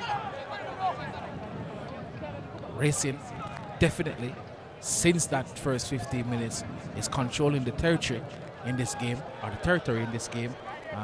Most of the football being played in the Portmore half. A lot of touches in the Portmore box, a lot of touches in and around the Portmore box. But Portmore, again, they're very resolute in defense. They're very difficult to break down. So even though there are chances, they're not what you call half chances. And there's just maybe a quarter chance or something like that there. Portmore is very, very good at defending.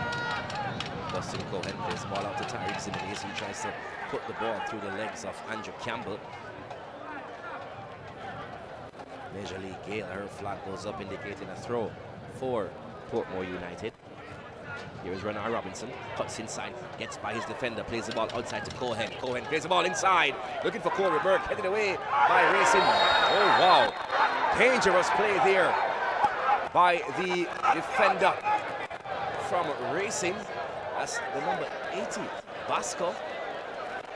Not sure what he was thinking there. The yellow card came out immediately. Immediately. From Christopher Mason.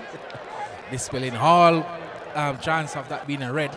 The yellow card came out of the pocket quickly. Immediately. No second questions, no asking. But again, the Racing adjustment, when that ball came out, Vasco was close to the Portmore player. They weren't close to them in the first 15. Sometimes you have to learn the hard way. But that could have been a red card. It should have been a red card, actually. That is dangerous play. Very, very dangerous play. That's a high boot to the face. It reminds me of a World Cup game. It was the finals, Netherlands versus Spain, where I think it was Nigel de Jong giving a Spanish player full studs, and he didn't get a red card. But when you watch a lot of English Premier League games, definitely that would be a red card in the English Premier League. The entire Portmore team is still asking for a red card.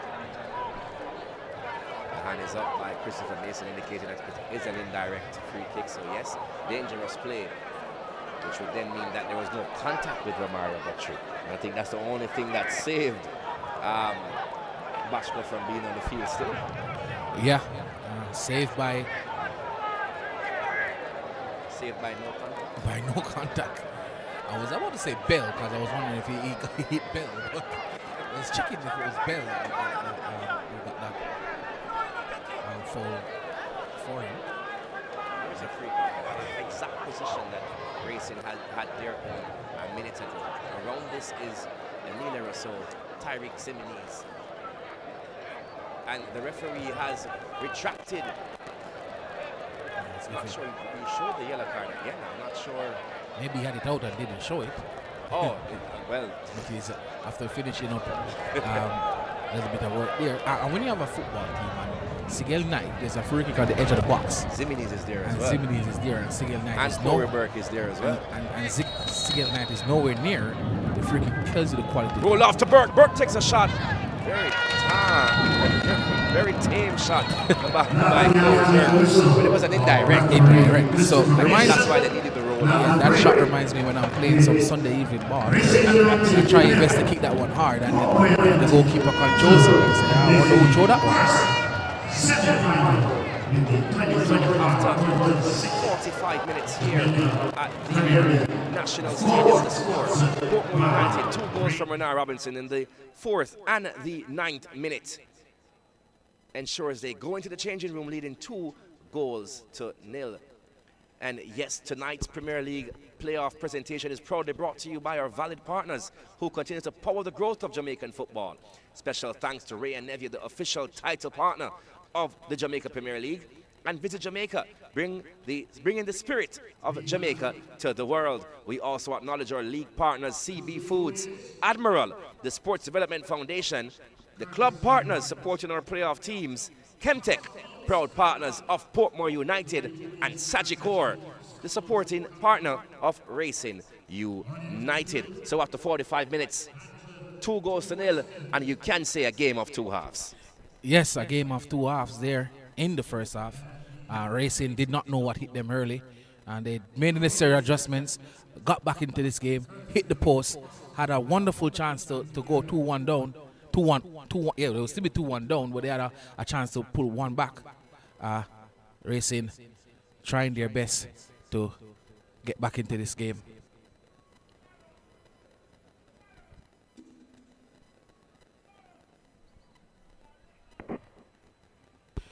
Okay, so we're looking now. This is the first goal.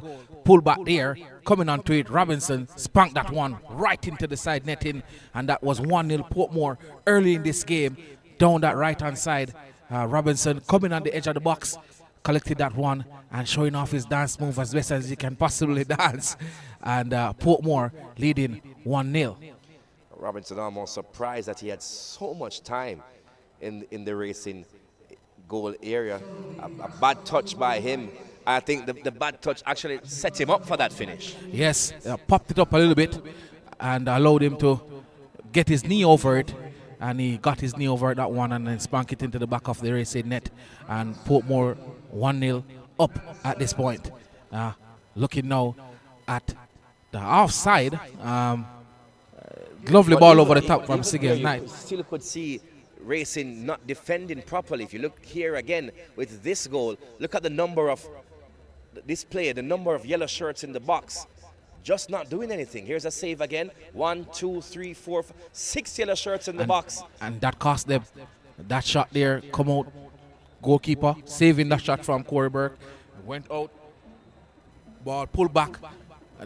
And that was Robinson again, free inside the box this time.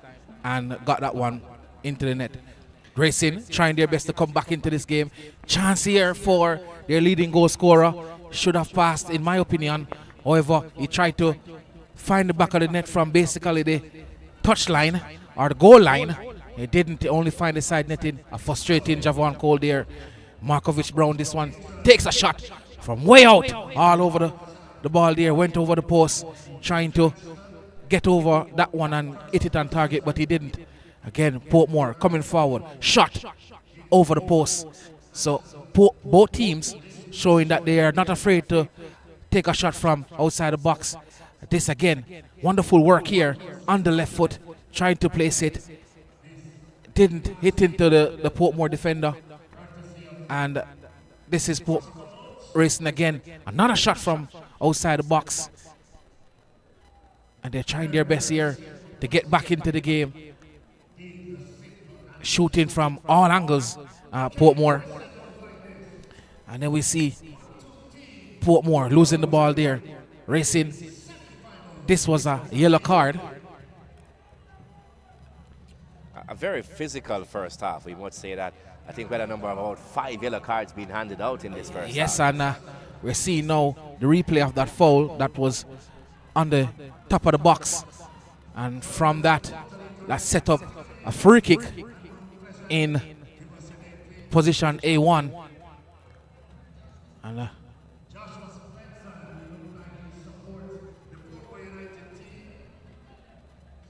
so this was the free kick on the edge of the box. Went over Cole, and Tajay Grant moved off as if he was saying this one is definitely in the back of the net.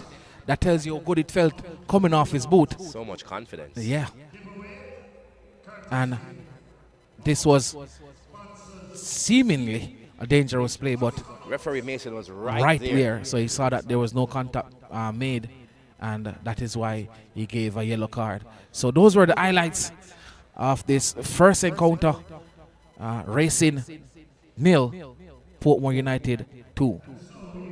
So after 45 minutes here at the National Stadium, my coach Anthony Patrick, with all his experience as a coach, he's had stints at Racing, Mullines, Marvelly and Waterhouse. His longest spell as a head coach has been at Waterhouse, 4,842 days. Wow. Compared to the likes of Rudolph Austin, who has just started his coaching journey here at Portmore United. Yeah, a lot of experience. So he would have been there and seen it all, and that could help. That definitely helped with how he adjusted.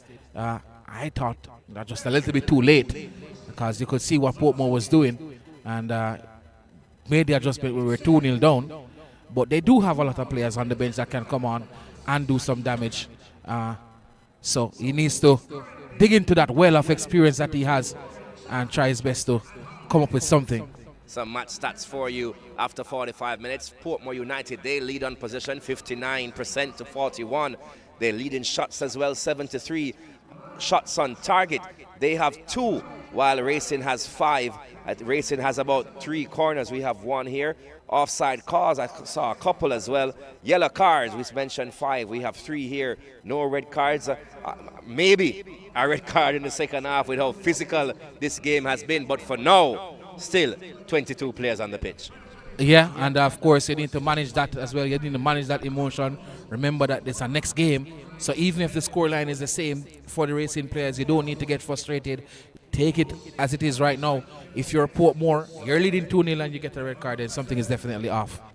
Well, with that said, we head for a break here from the National Stadium. Join us in about 12 minutes as we bring you second half action. More entries you get, and every entry has a chance to win a brand new home of your own. VM, I say, is the key to winning. Here's to the early risers, and we are here all-nighters, the go the extra milers, and let's do it until it works, workers. People who are powerful, because they powered through, day after day, challenge after challenge.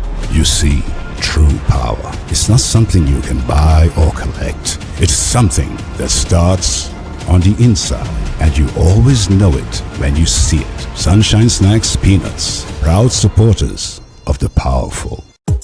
Ray and Never, feel we culture. Yo! New beginning, we winning, so share our spirit where you living, yeah. Share it. I make we all a one par, you don't know we come from far. From far, anytime we rep, feel we country. Rear rum, it have to come with we. No matter with the bad vibes. Poor rear rum, a celebration time. I feel we culture. Make we show ya Jamaican culture. Ray and Never, overproof from we just a do it to we culture. A CB chicken, a better way.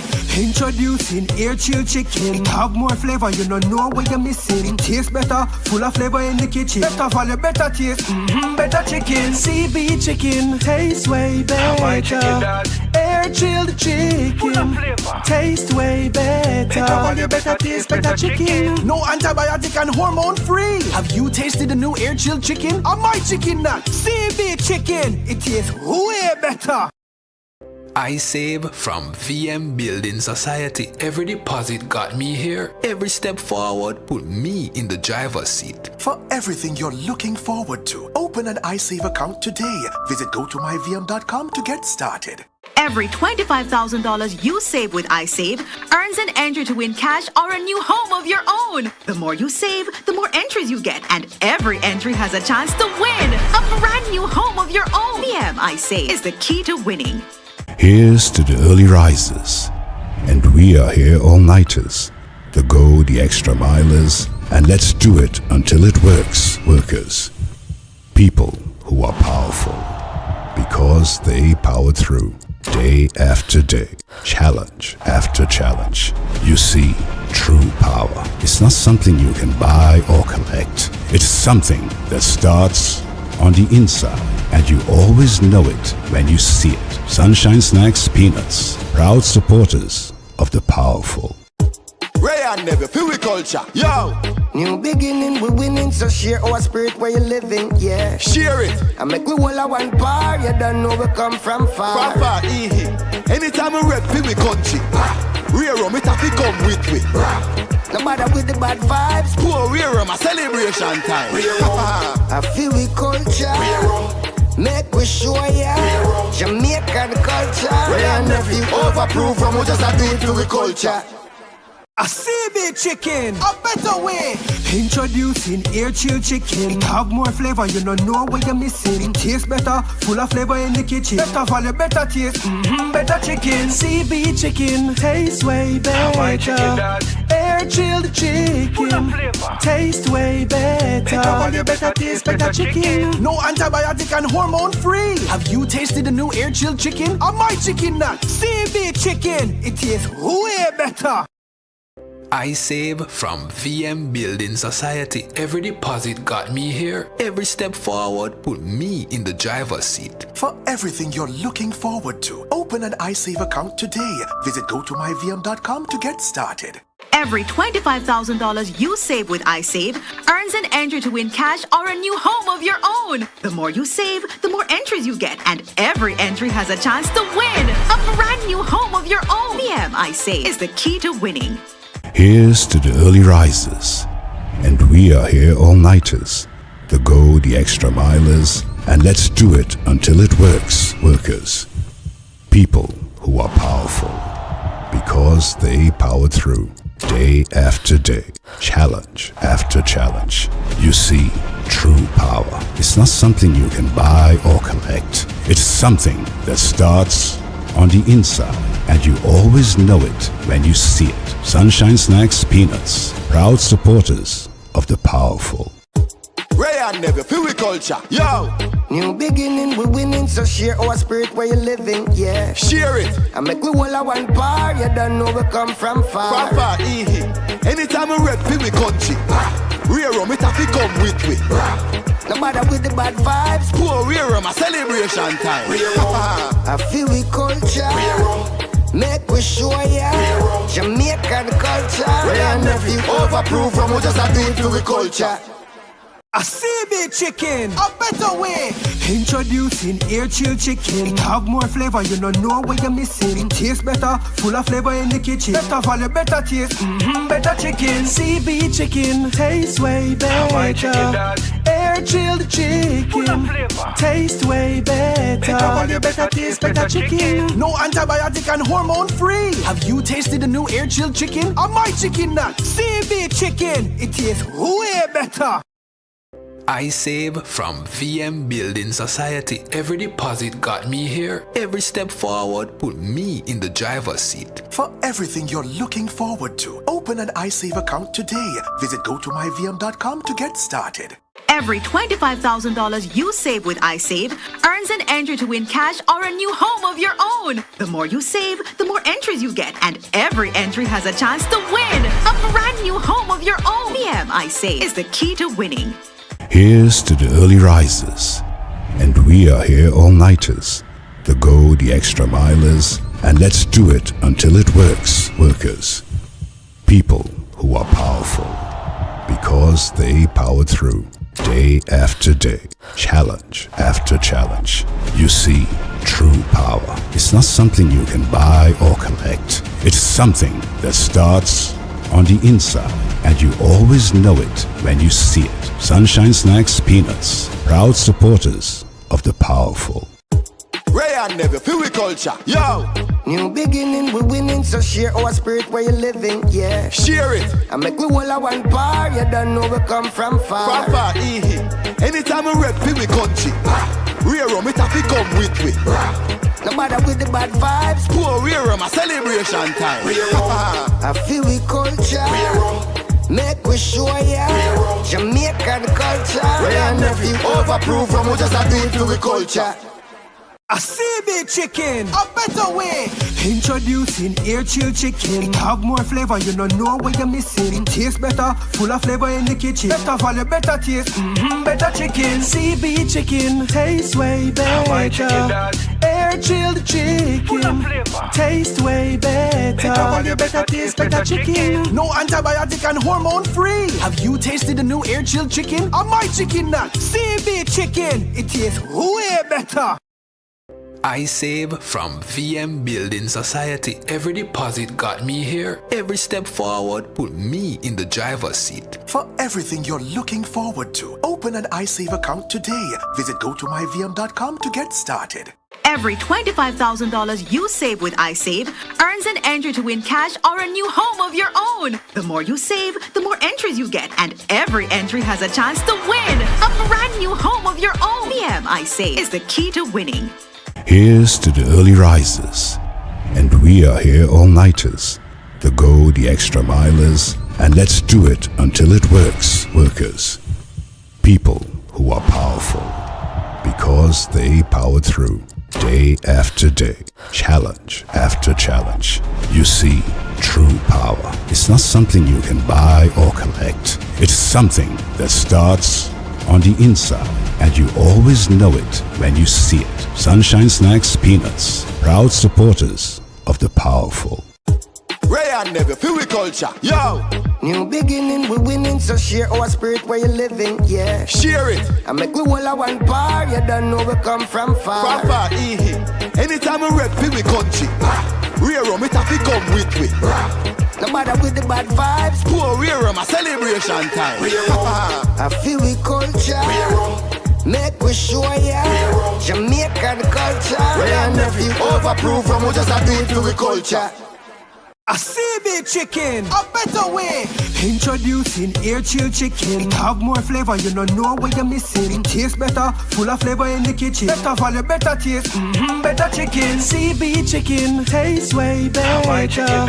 Air chilled chicken, taste way better. Better value, better taste, better chicken. No antibiotics.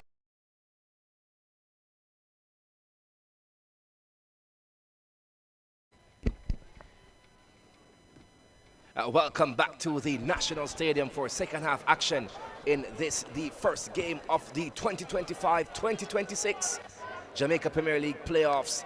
It is Portmore United taking on Racing United, the Portmore derby. Portmore United lead 2-0, and your Oxford along with me is Emily Demar. We have 45 minutes to play in this, the first leg. What can you expect coming from this second half? Well, I expect Racing to continue pushing, try to get back at least one goal in this game. I should expect a few adjustments again from Portmore to counteract what Racing has been doing over the past the last 20 minutes in the first half. Portmore will be looking basically, I think, to sit back a little bit and maybe play on the counter punch. I think Racing will be the team that will be carrying the attacking fight, as we're seeing here from Racing. A couple of changes. Where they're looking to bring on number 6 Johnson. He is replacing number 27 Richardson. Anything you can tell us about Johnson, Sir Emily? Yeah, good player. He plays in that left back position. Maybe he will go into midfield. A little bit of shuffle here for Racing. Start of the second half. We finished the first half with Racing, in my interpretation, having the better of the game. Can they continue that into the second half? Well, Portmore, they have full control here in the opening minute, but ball into touch. Win themselves a goal kick. A change made early by Coach Patrick. I'm trying to see what the tactical adjustment was for Portmore. A player there that is playing in the left back position is, seems like it's Nash that is playing in that left back position. It's number 5. So it is Nash that is playing in that number 5 position, in the left back position, and number 6 who came on the field seems like he's going into the centre half position. Both two teams coming out a bit slow here in the second half. Tariq Zimenez tries to play the ball up for Portmore. It's taken away. Racing on the move. They are now. Ball played inside. Well, goalkeeper Russell comes and claims that easily. Again, Ellis needed to be a little bit more quality needed there from Ellis. I think it was a very simple pass to play Cole through, and he put a little bit too much on it. I think he's saying Cole is too slow, but you needed to weigh your pass there. You've been playing with him for all season, so you know the speed that he has. So you needed to weigh that pass a bit more.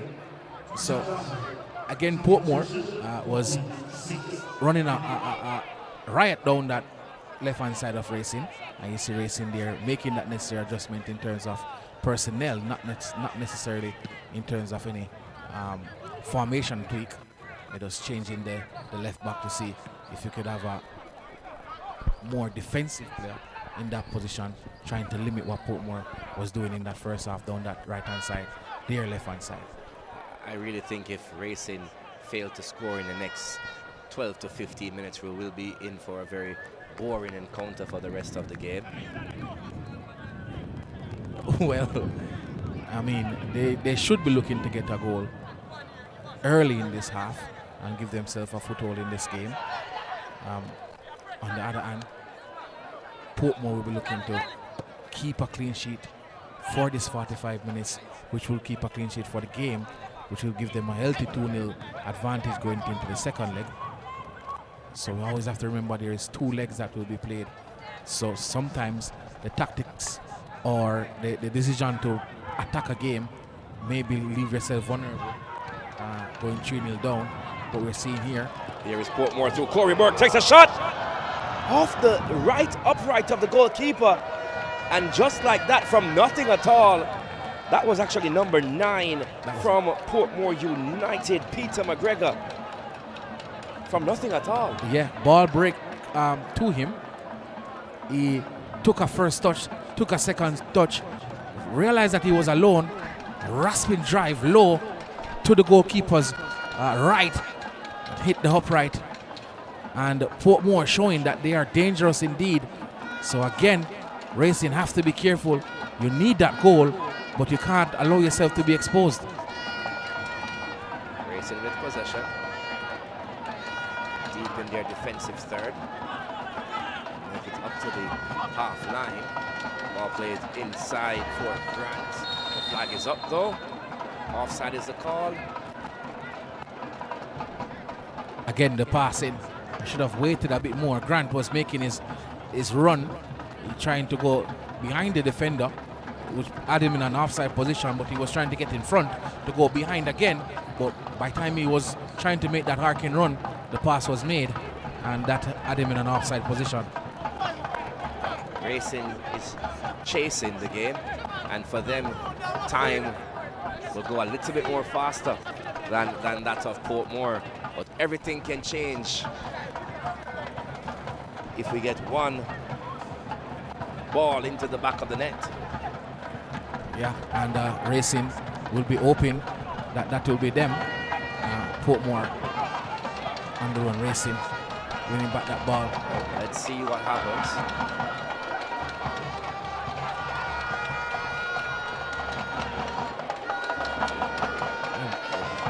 Losing the ball here in transition. Here's Renard Robinson. He's tackled by Campbell. Campbell goes to ground and wins it. Seagull Knight then comes in. Ball plays now to Peter McGregor. Plays the ball outside to Tariq Ziminiz. Ziminiz inside the 18-yard area. Cuts past one. Ziminiz! Looking for the near post of the goalkeeper. Tries to sneak it in under Anil. But hits the side netting. Yes, that extra pass there. Fakes to pull a shot. Brings it to his left foot and try to drive it near post into the side netting. Again, you're seeing how comfortable these Portmore players are on the transition. I mentioned they might be just playing on the transition. No need to force the issue. So they are winning back that football and they are moving quick on the transition. Racing have to be mindful.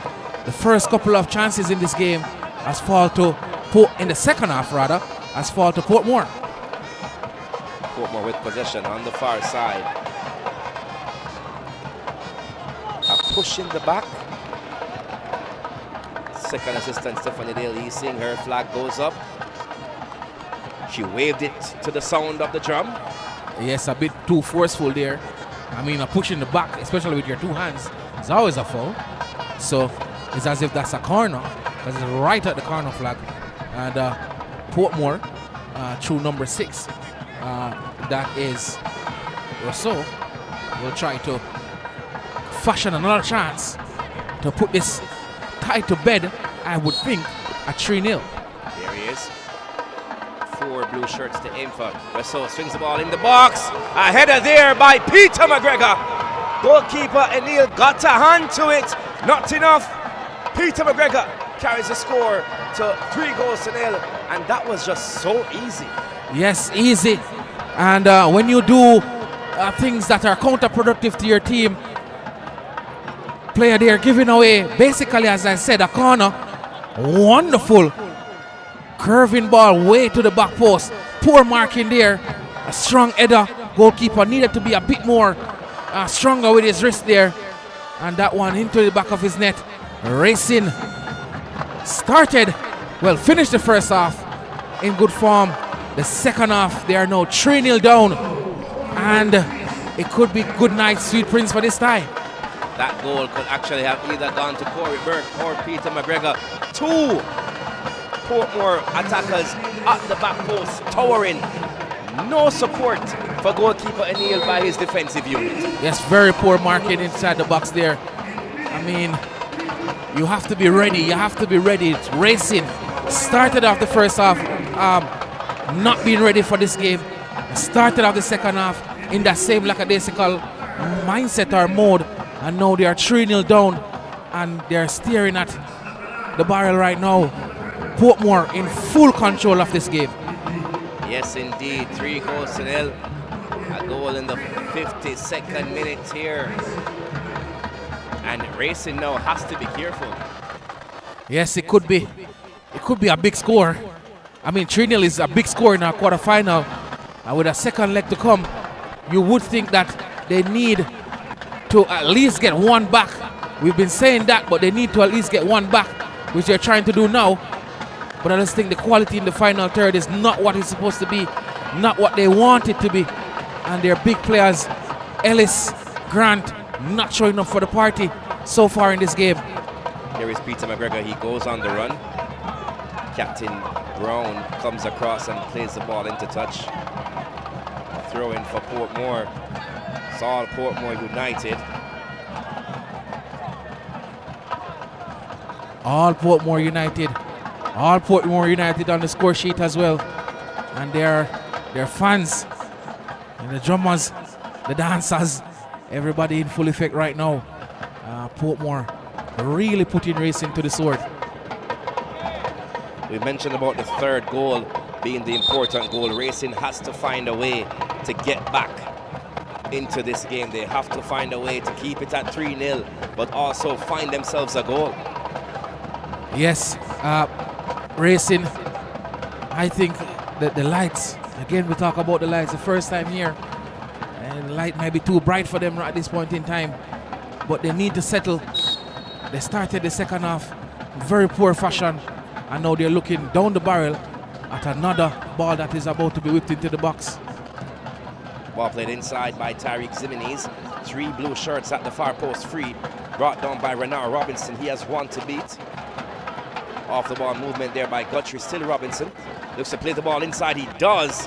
Intercepted by Racing and ball booted high in the sky.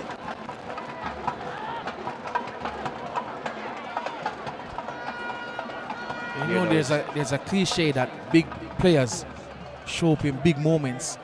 And when you look at this Portmore team, the senior players, Corey Burke has done well in the forward line in holding up and linking the play.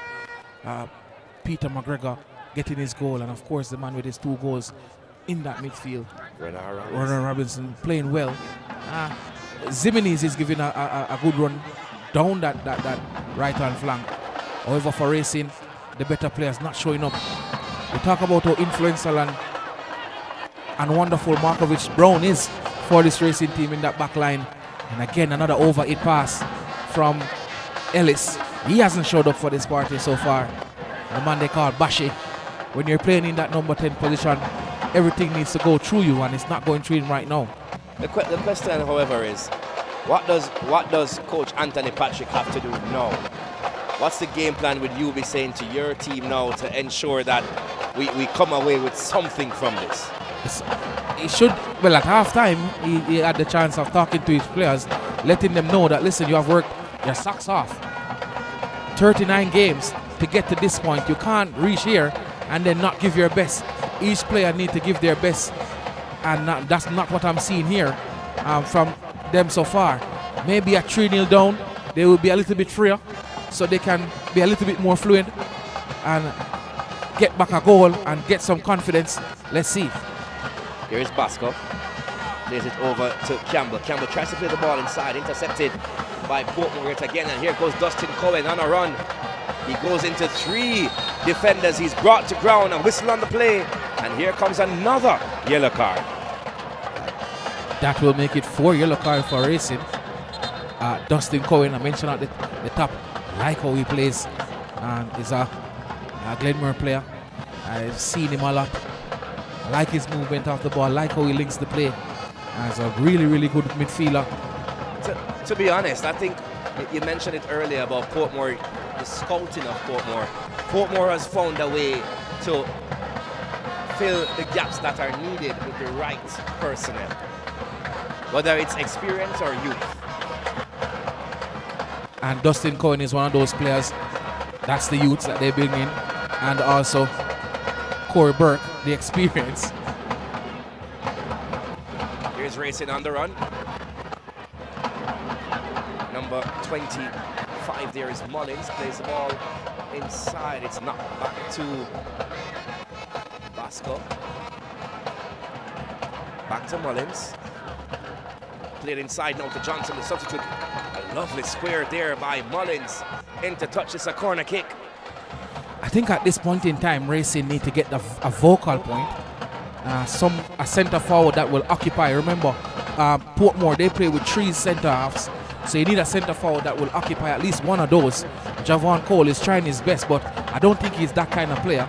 They have Hutchinson on the bench. I think that he will be a good one to bring on. Corner swung inside, a shot for Racing. At the back post was number 7, Tajay Grant, who gets back a goal for Racing United. He snuck between Peck and slotted it past goalkeeper Russell. As we look at the replay, Portmore went to sleep. Wonderful corner routine from Racing. Again, a missed hit shot. but he came out to Tajay Grant. 16 goals this season, now 17. You have to be in the right place at the right time. He was in the right place at the right time. And Racing has an interest in this game. The big Tajay Grant, composed finish. Sometimes you might get a bit excited and blast that one over the post. Not in this case.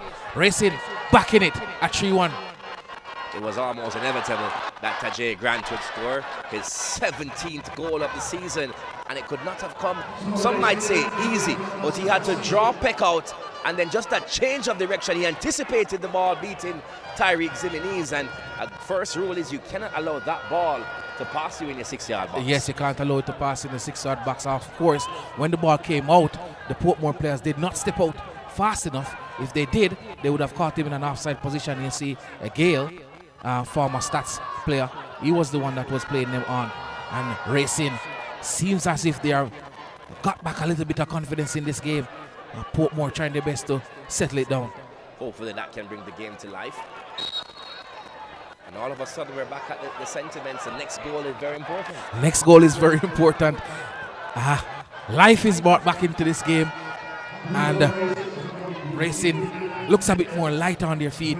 Again, maybe being 3-0 down, the nerves, you know, you're allowed to be playing free. Now it's 3-1. You want them to continue playing how they've been playing. Again, it's just the start.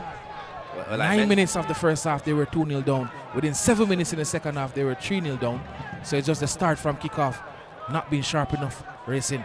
I mentioned it in the first half, how sometimes hard it is to come into the National Stadium.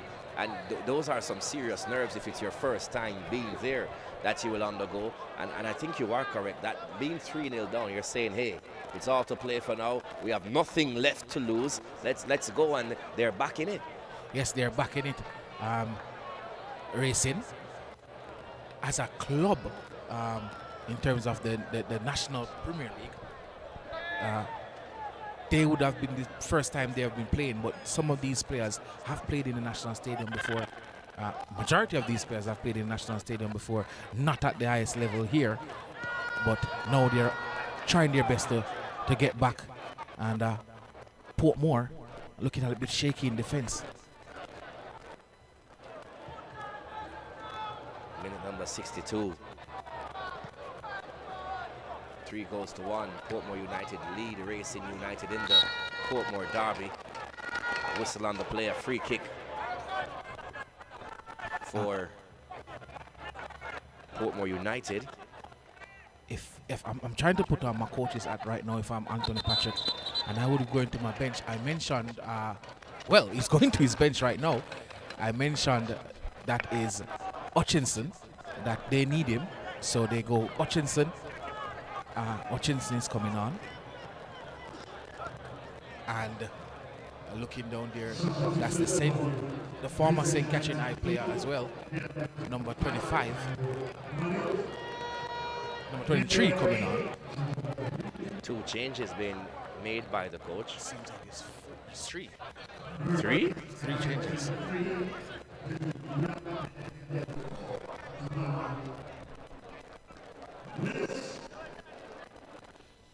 So Hutchinson's on, Willis is on, and number 10, the man they call Dozen, well, not a man, he's still a youngster. Shivani Willis is on as well. Yes, so experience of Willis going in. Surprised to see Willis on the bench. So we get back to action. Goalkeeper Neil coming for that one confidently, showing why he's the Golden Glove winner this season. Number 23 there, one they call Dozen, Kadim Young, really skillful player. He can create. He's very good at creating, very good at beating players and breaking the lines. So he'll be looking to stamp his class in this quarterfinal. 19 or he's 18 years old. He played in the Manning Cup this season for St. Catherine High, was one of the main players. So Willis as well would add that experience in the middle of the park and that calming influence that he has. Is that the same Siobhan Willis who was at Portmore once? He was at Siobhan Willis from Arnett Gardens. Yes. Pebbles. Yes. Pebbles has a rifle of a shot on him, so the Portmore players would not want to give him any space to play. I see Coach Rudolph Austin having young, well, not so young anymore, Matthew Bell getting ready. Is it an attacking change that you'll go for now for Portmore United? I think he should be looking to. You still want to get you don't want to go defensive so early in the game, in terms of in the 64th minute. You still need to have a foothold in the game. His attacking players have given a lot so far, so maybe they're a bit winded, and he's looking to rotate a little bit, freshen it up a little bit to see if they can get back a foothold in this game. So from, say, the 55th minute, it has all been racing, and they have got what they're looking for in terms of that goal. And Portmore trying to make a few changes to settle back in this game. The goalkeeper, Neil, is down. There was no action there in the last 2 minutes, so this might be a tactical move by the coaching staff, while Portmore United look to make 2 changes of their own. Yes, and you can see a few of the racing players, as soon as Enil went down, they ran to the coaching staff. So it seems like it's a change of boots as well. So it's a bit of a gamesmanship going on here, but from racing, needed to get that change of footwear and a few tactical instructions as well. Game management is always important. 3-1 here in the 66th minute here at the National Stadium, as the Ray and Nephew Jamaica Premier League playoff got underway at 5 o'clock earlier today. Portmore United finishing 3rd this season, going up against the 6th place Racing United in the Portmore Derby. These two teams playing 3 times this season. May 3rd, 1-1. January 25th, 1-1. October 5th, 0-0. 3 points from 3 games shared here. Maybe we're looking at a trio. Now that would be interesting, because of the 6 games they have played, 4 have ended 1-1. Here's a square, the corner by Young. He plays the ball inside, headed away. A clash of heads, or a hit in the back of the head of Peck. He goes down. Racing. The whistle of referee man. I mean, Racing, the goal that they got was created from something from the changing, from the training ground, in terms of that short pass and then a pass out to the edge of the box. Sometimes you need to be a bit creative with their routines, their set piece routines. They got creative, got a goal, and the next corner kick, they're going direct into the box. I mean, sometimes we have to think the game a bit more, and that's what I think they need to do, a bit more. Racing. Here comes the changes for Portmore United. Romeo Guthrie makes his way off the field, and also Corey Burke. He's coming off an injury, so I didn't expect him to play the entire game. That's Corey Burke. So Tajay Bryan and Jaheim Rose replace Corey Burke and Romario Guthrie. Again, freshening up the forward line. Ball played over now for Peter McGregor. He's in the box, plays it across, looking for, I'm not sure who that was, who the square was meant for, but Portmore still showing that they can be dangerous. And is Portmore now looking to play on the counter-attack? Yes, that's what they're doing, because they know Racing is the team that has to carry the fight to them. Wonderful crossfield pass there. Here is Racing through Young. Young has it, takes a shot, looking to curl the ball to the far post of the goalkeeper, but that one was high and wide and ends up on the cycle track. I love his intent there. As soon as he picked up that crossfield pass, took on his defender, tried to cut inside. You can see what his intention was clearly. Pushed Sigel Knight, the man they call Pele, to the ground. Could have got a foul there. However, not called. cut inside, trying to curl that one into the top corner. So you can see his intent, you can see the instructions as well. He's staying wide, picking up those diagonal passes, and then trying to get inside and either make a pass or take a shot. Earlier we saw just an image of a young lady with a child in her lap. It's Sunday, and it's a special Sunday for all of us here, because without them we would have not been possible. We say Happy Mother's Day to all the mothers watching here live or who are in the stadium, and we thank you for life itself, and we continue in this world to make you proud. Yes, Happy Mother's Day to all the mothers right across this world. And definitely if I play a score today, it would be only one reason, Mommy, that was for you. That was for you, Alway. Well, we see Robinson, he has 2 for his mom so far. Maybe one is for his mom and the next is for his grandma. So interesting. This game has gone into what I think is a tactical battle. I'm seeing where Racing is playing now with centre forward, not the roaming 2 attacking players that they were using in Cole and Ellis. Now they have the centre forward, which is Hutchinson, close there to the Portmore centre half. So now you have to pick up somebody. Communication now becomes very important for the Portmore players. Here is Willis with possession. Tries to get by his defender, he does. Here is Young, plays the ball inside to Bosco, trying to find back Young. Since Young has been on the park, we've called his name a lot. Yes, again it's clear. They're trying to get the ball out to him, and his intention is very clear as well. He's taking them on.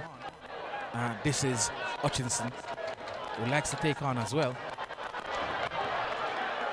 Ball given away. Here is Rose, plays it outside to Renard Robinson. Oh, how he would love a hat trick today. Unable to pass his defender and wins himself a throw.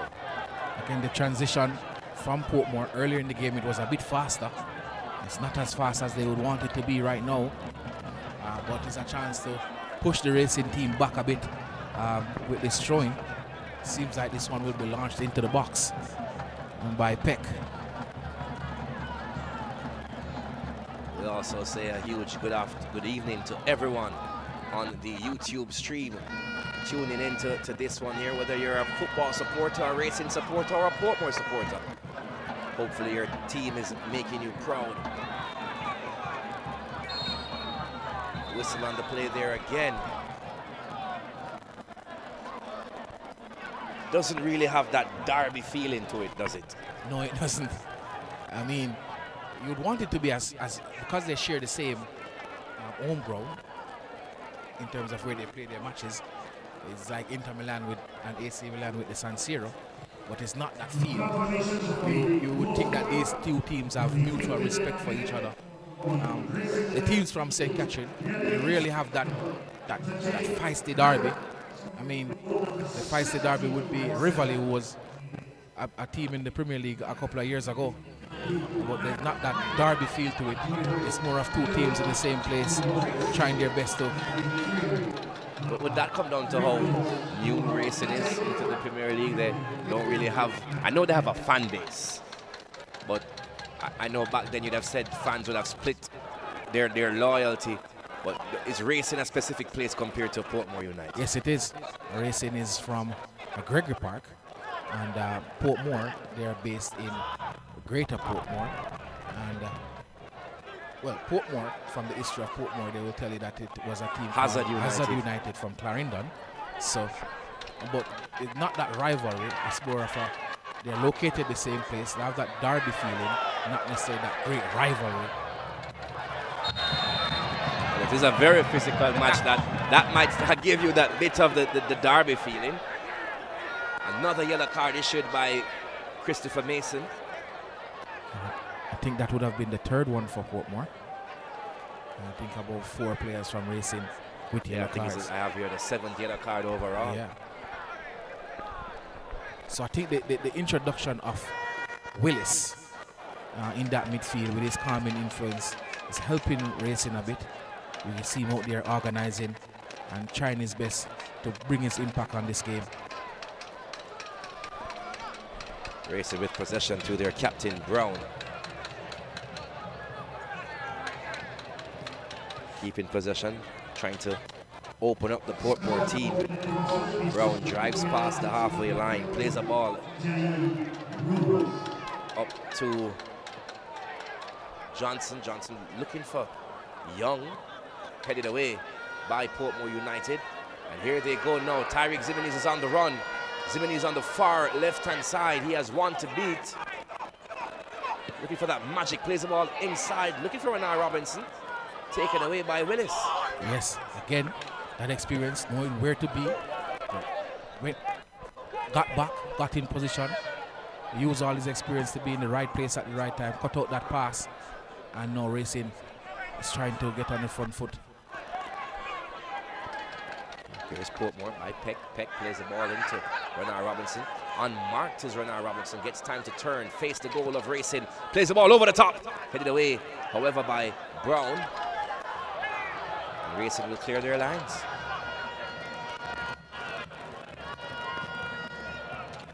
Ball booted up to the far left-hand side. Here is Young, brings it down nicely. Here is Young, takes a shot. I think he should have passed that one. Yes, he should have passed that one. Should have went for the 1-2. Again, Shavani Willis spraying passes left and right. Again with another one of those diagonal. Hutchinson losing his foot in there. I thought Peck should have just bring that one down. Portmore, I think they're reaching for the line a little bit. Still a lot of minutes to go in this game. Interesting, it's the first time Rudolph Austin is up off the bench. You can feel it.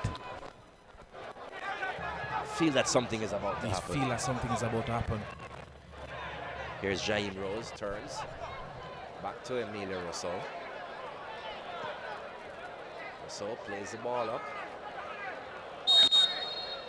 Manhandled there by Brown. I think that is too easy. You need someone in the passing lane. You need someone blocking that pass straight up to the center forward. I mean, Rousseau had the space to just chip that one into the center forward there, who pinned in Markovich Brown, and he was able to collect, and Markovich Brown had to foul. Talk about Willis. I mean, when you're the midfielder in that hole right there, you have to protect your center halves. If you're not, you're allowing a free pass into the center forward, and Portmore took advantage of that one. I'm begging for a Racing goal. As a neutral, that will tear the stadium apart. But here is Seagull Knight. Back to Peck. Lots of goals here on Mother's Day. 4 goals so far. Can't say we didn't get a lot of goals. That's true. Based on the standings with these two teams, we hardly expected any. Yes. A betting man would come out and say this will be a 1-1 or a 0-0. But no, it's 3-1. And Portmore, you could see, taking their time over everything.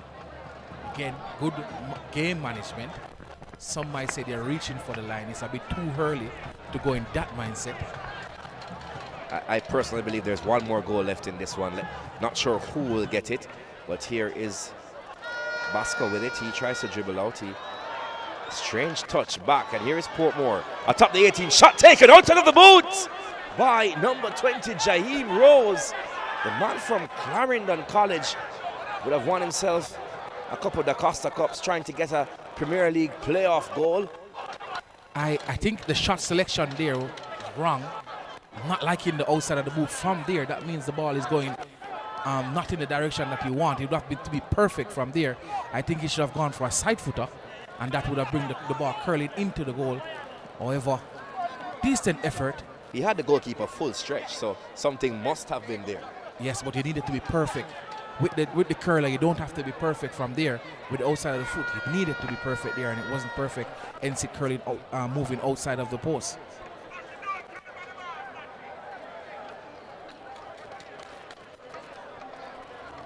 Into touch, a throw for Racing. Again, that's warning signs for Racing. 3-1 is not bad. You got back into the game. You don't want to leave yourself open up to Portmore scoring another goal. Johnson. Plays it to Bosco. He tries to dribble through. Plays the ball out to Young. Inside the 80 yard to Bosco. Bosco with the ball still takes a shot into the net. That is what we wanted. The story is not yet over. Racing United finds a fantastic goal to bring some life back into the game. And now looks like a derby match. Bosco got the ball, had 2 touches, got rid of his defender, and then just slot the ball past Daniel Russell. I mean, I talked about big game, big players, and the man Ellis, aka Bashi, collected that one, twist and turn his defender outside, inside, and was able to slot home. Wonderful finish there from Mikael Ellis. Again, he was one of those players that went to the Intercontinental Playoff for the World Cup. Didn't get any minutes in that game, but we know his quality. We're seeing his quality, and that's his 10th goal of the season. The Racing fans making themselves heard. It is 3-2 in the National Stadium. My word, the Racing fans have now come to life. 3 goals to 2 with 10 minutes to play. What does Portmore do now? Do they say, let's take the win, or do they try to go for something else? I mean, at this point in time, you need to carry a win here. Leading 2-0, leading 3-1. Ain't no way you should be drawing or losing this game if you're Portmore. No, Racing, full of confidence. These games between Racing and Portmore always seem to finish in a draw. Are we in for a 3-all? That would be very surprising. Coach Anthony Patrick must have said something very inspirational inside the changing room. Here goes Young again for Racing United. Portmore is on the wall, ball played inside. No one there, goal kick for Portmore. Those 3 players that came on, Young, Willis, and less so Hutchinson. I talk about the vocal point. When you have that vocal point of Hutchinson, it allows players like Bashi to float around and pick up the ball in those spaces. And since those substitutions, he has been getting on the ball. Willis, I must say, spraying passes left, right, and center. He's looking impressive in this game so far. Wow. All of a sudden, the game has been brought to life. I said I was begging for that goal, and now we have a fantastic 9 minutes left to play. Here is Willis on the run. Looks to take a shot with the left boot. Intercepted. Portmore get to clear their lines. The stadium is alive. The stadium is truly alive. Racing fans, they are dreaming. They are dreaming. Can they get 3-all back into this game? Portmore doing their best to bring this one home. Here's Jaheim Rose with it. Is this the point of the game where Rudolph Austin has to bring Romario Howell into the game? Maybe you need that influence in this game. But again, far side, shot taken, and goalkeeper O'Neill makes a save at the near post. A corner for Portmore, and they are hunting it. Yes, it's an exciting game here. A shot there. I think he should have gone across the goalkeeper. He went straight, and O'Neill, pretty decent goalkeeper, the Trinidadian, that wasn't about to beat him. And he's guarding that net for Racing. And Portmore trying to find their way. They're going 4-2 up, but the momentum is with Racing. Just 7 minutes left to be played here. Portmore still going for it. Ball swung inside. The heads go up. Just wide of the target. Again, Portmore getting the first head on that corner. Here comes Matthew Bell for Portmore United. You know, when you're in a big game and you're a big player, sometimes things might not be going for you, but you have that moment. When the moment comes, you need to take it, and you can say that's what Ellis did. Taking that moment, recognizing that this time is my time. Twist the defender inside out and finish low into the net. And substitution here for Portmore. But Dustin Cohen has kicked his last ball this evening as Matthew Bell makes his way onto the park. Ball played inside now for Johnson. For Racing. He tries to get the square. Siegel Knight plays to Rousseau, and then Portmore clear their lines. So with Corey Burke off, and now Cohen off with Bell coming on, would you say Portmore has lost their height advantage? Yes, they have. And because of that, when they're building up and the ball goes to the center forward, the hold up play is not the same. And they've lost that hold up play that Corey Burke brought into the game. Of course, you know, Corey Burke, I don't think he was going to finish this game coming back from an injury. So now the players coming on and need to do what the coach is asking them to do. Well, all to play for in these last 6 minutes. There's another 90 to go next week. Here is Johnson for Racing United. Looks to boot the ball up the park. He does do that to find Tajay Grant. Here's the man they call Spanish Town. Tajay Grant tries to get by Seagull Knight. Last ditch effort there by Knight into touch. It's a throw. Again, Racing has come alive in this game. The fans are there making the noise for them, trying to will their team to score another goal. And Grant doing good work there and get his team a throw. Throw taken towards Young. Headed away by Portmore. Whistle on the play by Christopher Mason. So we have 4 minutes left to go here at the National Stadium. And CEO Owen Hill stated that the playoffs is where the action is. Imagine these two teams playing 3 times this season. All draws. And here we are, 3 goals to 2. And still, there is something left in this one. Yes, I think there's another goal in this game. Not sure where it will go, but I think there's another goal in this game. The Portmore players, as I said, they're reaching, and you don't want to be reaching for the end. You want to have that confidence to believe in your football. I don't think they're doing that well.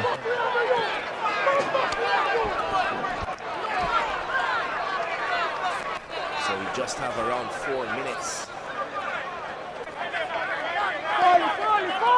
Producer, because you and I have to choose a player of the game. Interesting thing about that, choosing the player of the game. Oh, played over. Russell comes out of his goal. It's still racing into the back of the net. My word, number 9 Hutchinson gets the equalizer for Racing United. Daniel Russell was in no man's land. Came, hoped to get the ball, missed everything. Hutchinson did not give up, and he rolled the ball into the net. My word. My word indeed. I said maybe we are in for a 3-all draw. I said another goal would be in this game. What I'm going to say is whatever Racing is paying Mr. Patrick, they need to double it. His substitutions all been on point. And again, that vocal point. In the first half, there would not be a player there that will be able to win that ball there. Hutchinson, the man coming down from the next gen MLS to play for Racing this season. He has played for them before when they were in Tier 2. This is a player. I like him as a centre forward, did well in college, and I spoke about him at halftime. Maybe he's one of those players that can come on and change the game. You have to be at the right place at the right time. He was there and he showed the composure, rounded the goalkeeper and tapped it home. Tell me, where was Daniel Russell going? The defender was there with Hutchinson. I think he just came a little bit too early. Yes, the float of his goal did not assess the situation and deal with it to recognize that his defenders were about to deal with it. But what happened there is that when you're reaching for the finish line, you can tie up, you can ask the runners about it. You go and ask the runners about tying up when you're reaching for the finishing line. I said that Portmore seems like they were reaching. They're wasting time as early as the 78th minute. And when you do that, normally it doesn't end well. It's hard now to pick a man of the match. You look at Renard Robinson and say, well, he had 2 goals this evening. However, he's been just a name in the second half. Okay, what I was about to say before they scored, an interesting thing about me and the man of the match is that I don't necessarily think the man of the match has to come from the winning team. Same here. So I was just about to say that, but no, it's a drawn match, so far. Might be another one in this. 2 minutes to go, headed away by Racing.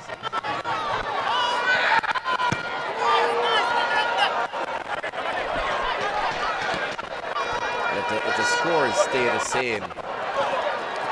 Bernard Robinson in just a brilliant 15 minutes of football. Yes, you have to would have earned himself the man of the match. You look at the game and you say, if Coach Patrick had looked to Willis and looked a bit earlier, he would have been in there as well. But that was the change in the game. Willis, he came on, that passing range that he has, the composure that he has, he's able to organize the team, and he has been doing that since he came on. Portmore, I think Corey Burke was a standout as well in terms of his older play. But you have to say Robinson, that blistering 15-minute spell, I think Robinson is the one.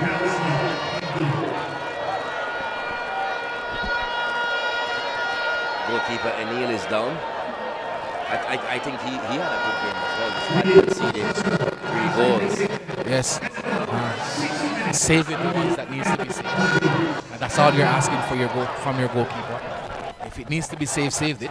That's done well. But a rush, again, when you're reaching for the line, rush of blood to the head from the Portmore goalkeeper. He started the game well. The Portmore goalkeeper came out and claimed a few ball well, but this case, rush of blood to the head, rushed off his line, did not assess the situation. I mentioned man of the match, and I see somebody in the comments saying that Bashi deserves the man of the match today. Your thoughts on his performance this evening? He came alive in the latter part of the game, and he scored a wonderful goal.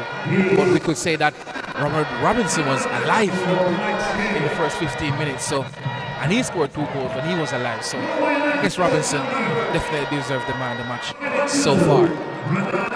I had mentioned earlier, if this is the Willis who used to play for Portmore, and somebody just confirming it, Willis, a seasoned Jamaican Premier League player. He's about 33 now, if I'm correct. Good signing from Racing. They might think last year when they missed out on a top 6 spot, they needed someone who has that experience to guide the players. He doesn't start a lot of games. He's one of the players who coming on, and whenever I've seen him play, when he come on, he has done the business. And he has definitely improved the team since he came on in this game. Fourth official, Damien Parchment, showing 6 minutes of additional time. Can we find something within those 6 minutes? I personally don't believe another goal will be scored this evening. 2 times I said it, the goals came. It would be very surprising if somebody went on to win this one. I mean, one of the things and what they were seeing now is the work ethic of the man they call Spanish Town. He works in terms of his running with the ball, running off the ball. And I think the Racing players, since that second goal went in, they have been all over the Portmore players. They're closer to the Portmore players now. And we're seeing a couple of them here having a bit of cramps. And there's a lot of work being put into this game from the Racing team. Earlier, you mentioned how important having Corey Burke on the field to have that hold-up possession. Since he came off the park, Portmore lost a slight dimension of their play. Yes, you need that vocal point. You need that person that you can play vertical to. He was offering that vertical presence, occupying Markovic-Brown. Now, because they don't have that vertical presence, you have players like Markovic-Brown who is able to step up with the ball, and when he's able to beat the first line from Portmore very easily. When you have Corey Burke there, he brings the players into play. Now Portmore, as soon as the ball goes up, it comes back at them. So it's like a tennis game that they don't want. Portmore does not play that kind of game. They like to keep possession and move it around. But I must say, wonderful fight back from Racing. Last ditch change by Coach Anthony Patrick, number 31, Jimoy Jones, makes his way onto the park for the final 3 minutes of this one. A real, we spoke about the derby feeling where we got it for the last 25 minutes. Racing United from nowhere coming back into the game. And I believe a game of 2 halves and a deserving result. Yes, 3-3 is a deserving result. A game of 2 halves indeed. When you look at all the the effort that the Racing United players put into the last, say, 30 minutes of this game definitely deserve something from this game. Really sets up the next week, Sunday. Next week, it's Wednesday. It's Wednesday. Wednesday. Yeah, really set up Wednesday. So, at 3-1 down, coming back Wednesday, Portmore would have their tail up thinking that we just need to see this game out. At 3-3, it's all 90 minutes, winner takes all. That game set for Wednesday at 9 p.m. That's an interesting time. Really burning the midnight oil there is the Jamaica Premier League. What the players were talking about is that at 9 p.m. it's nice and cool. There's no sun. You can play your best football at that time. Midweek, you worry about the number of fans that will be coming into the stadium at a 9 p.m. game. However, 3-3 here might be in for a banger next week. I'm sure everyone on the live at the moment seeing 3-3 knows that it's all to play for come Wednesday and will find themselves here after work for that 9 p.m. showcase. From 2-0 down to 2-1. Deflection. Racing. 3-2 to 3-all. An interesting game we've had at the stadium. A shot from way out by Tajay Grant, getting himself a deflection to get a corner kick. Could be the final bit of play in this one. Can we have a heartbreaker? I mean, the Racing players showing that they're not afraid to shoot. As soon as they see a sight of goal, they're taking the shots. Corner kick swung inside. Finds Johnson. He miscontrols. Booted away by Emilio Rousseau. Falls down to Brown. Plays the ball up. Looking for Young on the far side. Oh, brings it down nicely. This Young has one to beat. He twists and turns. Gets it for Portmore. He's on the move now. Cuts inside. Final bits of action here at the National Stadium. Here's Renard Robinson, the man of the match today. To Rose.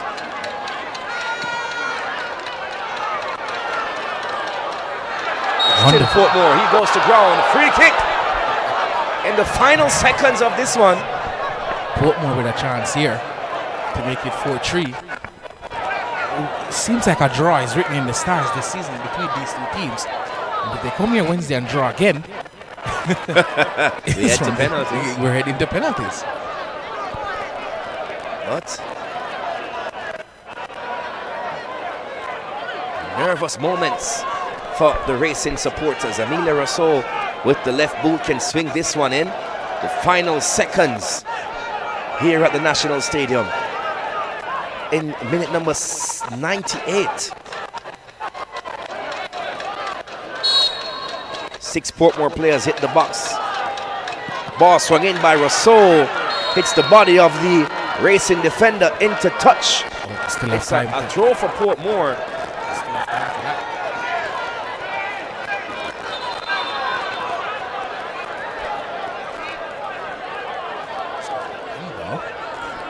Oh, it's a handball.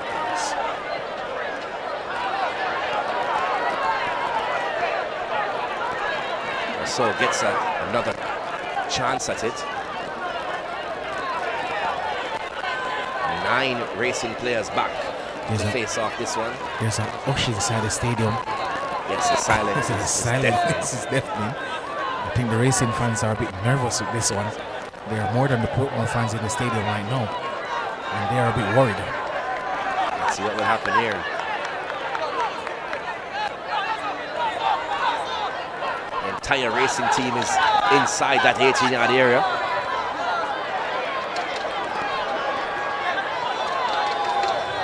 The silence is deafening for real. Whistle of the referee. There it is. Russell swings the ball inside. The heads go up. Found an unmarked Small inside the area who heads the ball over the bar. And that might just be it for this evening. We all turn our attention to referee Christopher Mason. His hands go up. That's the final whistle. And it was close to a free header of a Small. A scoreline here at the National Stadium. 3-all, I think personally, that's exactly what this game deserved. Portmore United came out strong in the first 15 minutes of the game, got 2 goals, sat back a bit. Racing came back out in the second half to prove that there's a reason why all these games finish in draws apart from one. Their 7th outing since Racing has made it to the Premier League. 6 of those games have been draws, and we head to Wednesday to find a winner. I mean, when you think about it, Racing did not start the second half well. They went down 3-0 and they fought back, find a way to fight to a 3-all draw. I would say it seems as if these games are destined for draws, and Racing definitely more happier team coming off the park. You can see a lot of high fives there, a lot of congratulations there, and they know that next week sometimes you're not 2 times lucky. They can't start like that on Wednesday. They have to start better than how they started today. But let's say, you mentioned earlier about the nerves that Racing might have been undergoing at the start of the game. At 3-0, they brushed that off. They will come into the second game feeling confident. Yes, they will. And they would think that, you know, with the bad start that we have, scoring 3 goals on the trot in the second half, maybe we make our necessary adjustments and be able to compete better and take a lead and see through that lead in the second leg. But it's set up excellent. As we await the highlights from this one, 6 goals to look through. I think 6 goals in any football game is a Mother's Day special. It's a Mother's Day special indeed. And we're looking at the second half highlight. Look at a shot there from the former JC player. This was the goal for Portmore that brought it to 3. In swinging corner, powerful header into the back of the net by Peter McGregor. And this is the first goal for Racing. Lovely corner routine, missed it shot, fell to Tajay Grant, simple chance of nudging it into the net. Then Racing on the charge again. This is Young, look for the curler over the post. Young, exciting player, young player, exciting player, and he was trying to get the Racing team into a 3-2, and this is the second goal for Racing. Lovely pass from Young into Bashi, twist inside, twist outside, and was able to place that one into the net. Portmore again from a corner, another header wide of the post. It was 3-2 at this time, and Racing here lousy back pass. Goalkeeper in no man's land, and Hutchinson did what he needed to do in getting that goal to make it 3-all. Tajay Grant shot there, deflected over the post, and I think that was the last bit of goal mode action, or we thought it would be. Last minute into the game, and that was a header over the post in the final knockings of the game. Racing 3, Portmore United 3. Fantastic football here at the National Stadium. 3-all. Renard Robinson picking up himself the Man of the Match award. 2 goals from him as we see Waterhouse and Cavalier on the field. But, however, we have to say football won today. Yes, football won indeed. Anytime you go to a game and it's 3-all, you know you're in for a good game. That's what we come to games for. A lot of goals. And we definitely got a lot of goals today. I must say, if you brought your mother to the National Stadium and she's a football fan, she would be happy. If we look at the match stats, 53% possession went to Portmore United, 47 to Racing. 16 shots to Portmore, 11 to Racing United. Both teams had 6 shots on target. Racing left the game with 6 corners compared to that one from Portmore, while 4 yellow cards went to Racing and 3 to Portmore United. 16 shots from Portmore, 11 from Racing, my word. But tonight's game brought to you by the Premier League presentation, proudly brought to you by our valued partners who continued the power of the growth of Jamaican football. Special thanks to Ray and Neville, the Jamaica title sponsor in the Premier League. Visit Jamaica, bringing the spirit of Jamaica to the world. We also acknowledge our partners, CB Foods, Admiral, Sports Development Foundation. Club partners supporting our playoff teams include Chemtech, proud partners of Portmore United, and Sagicor, supporting Racing United.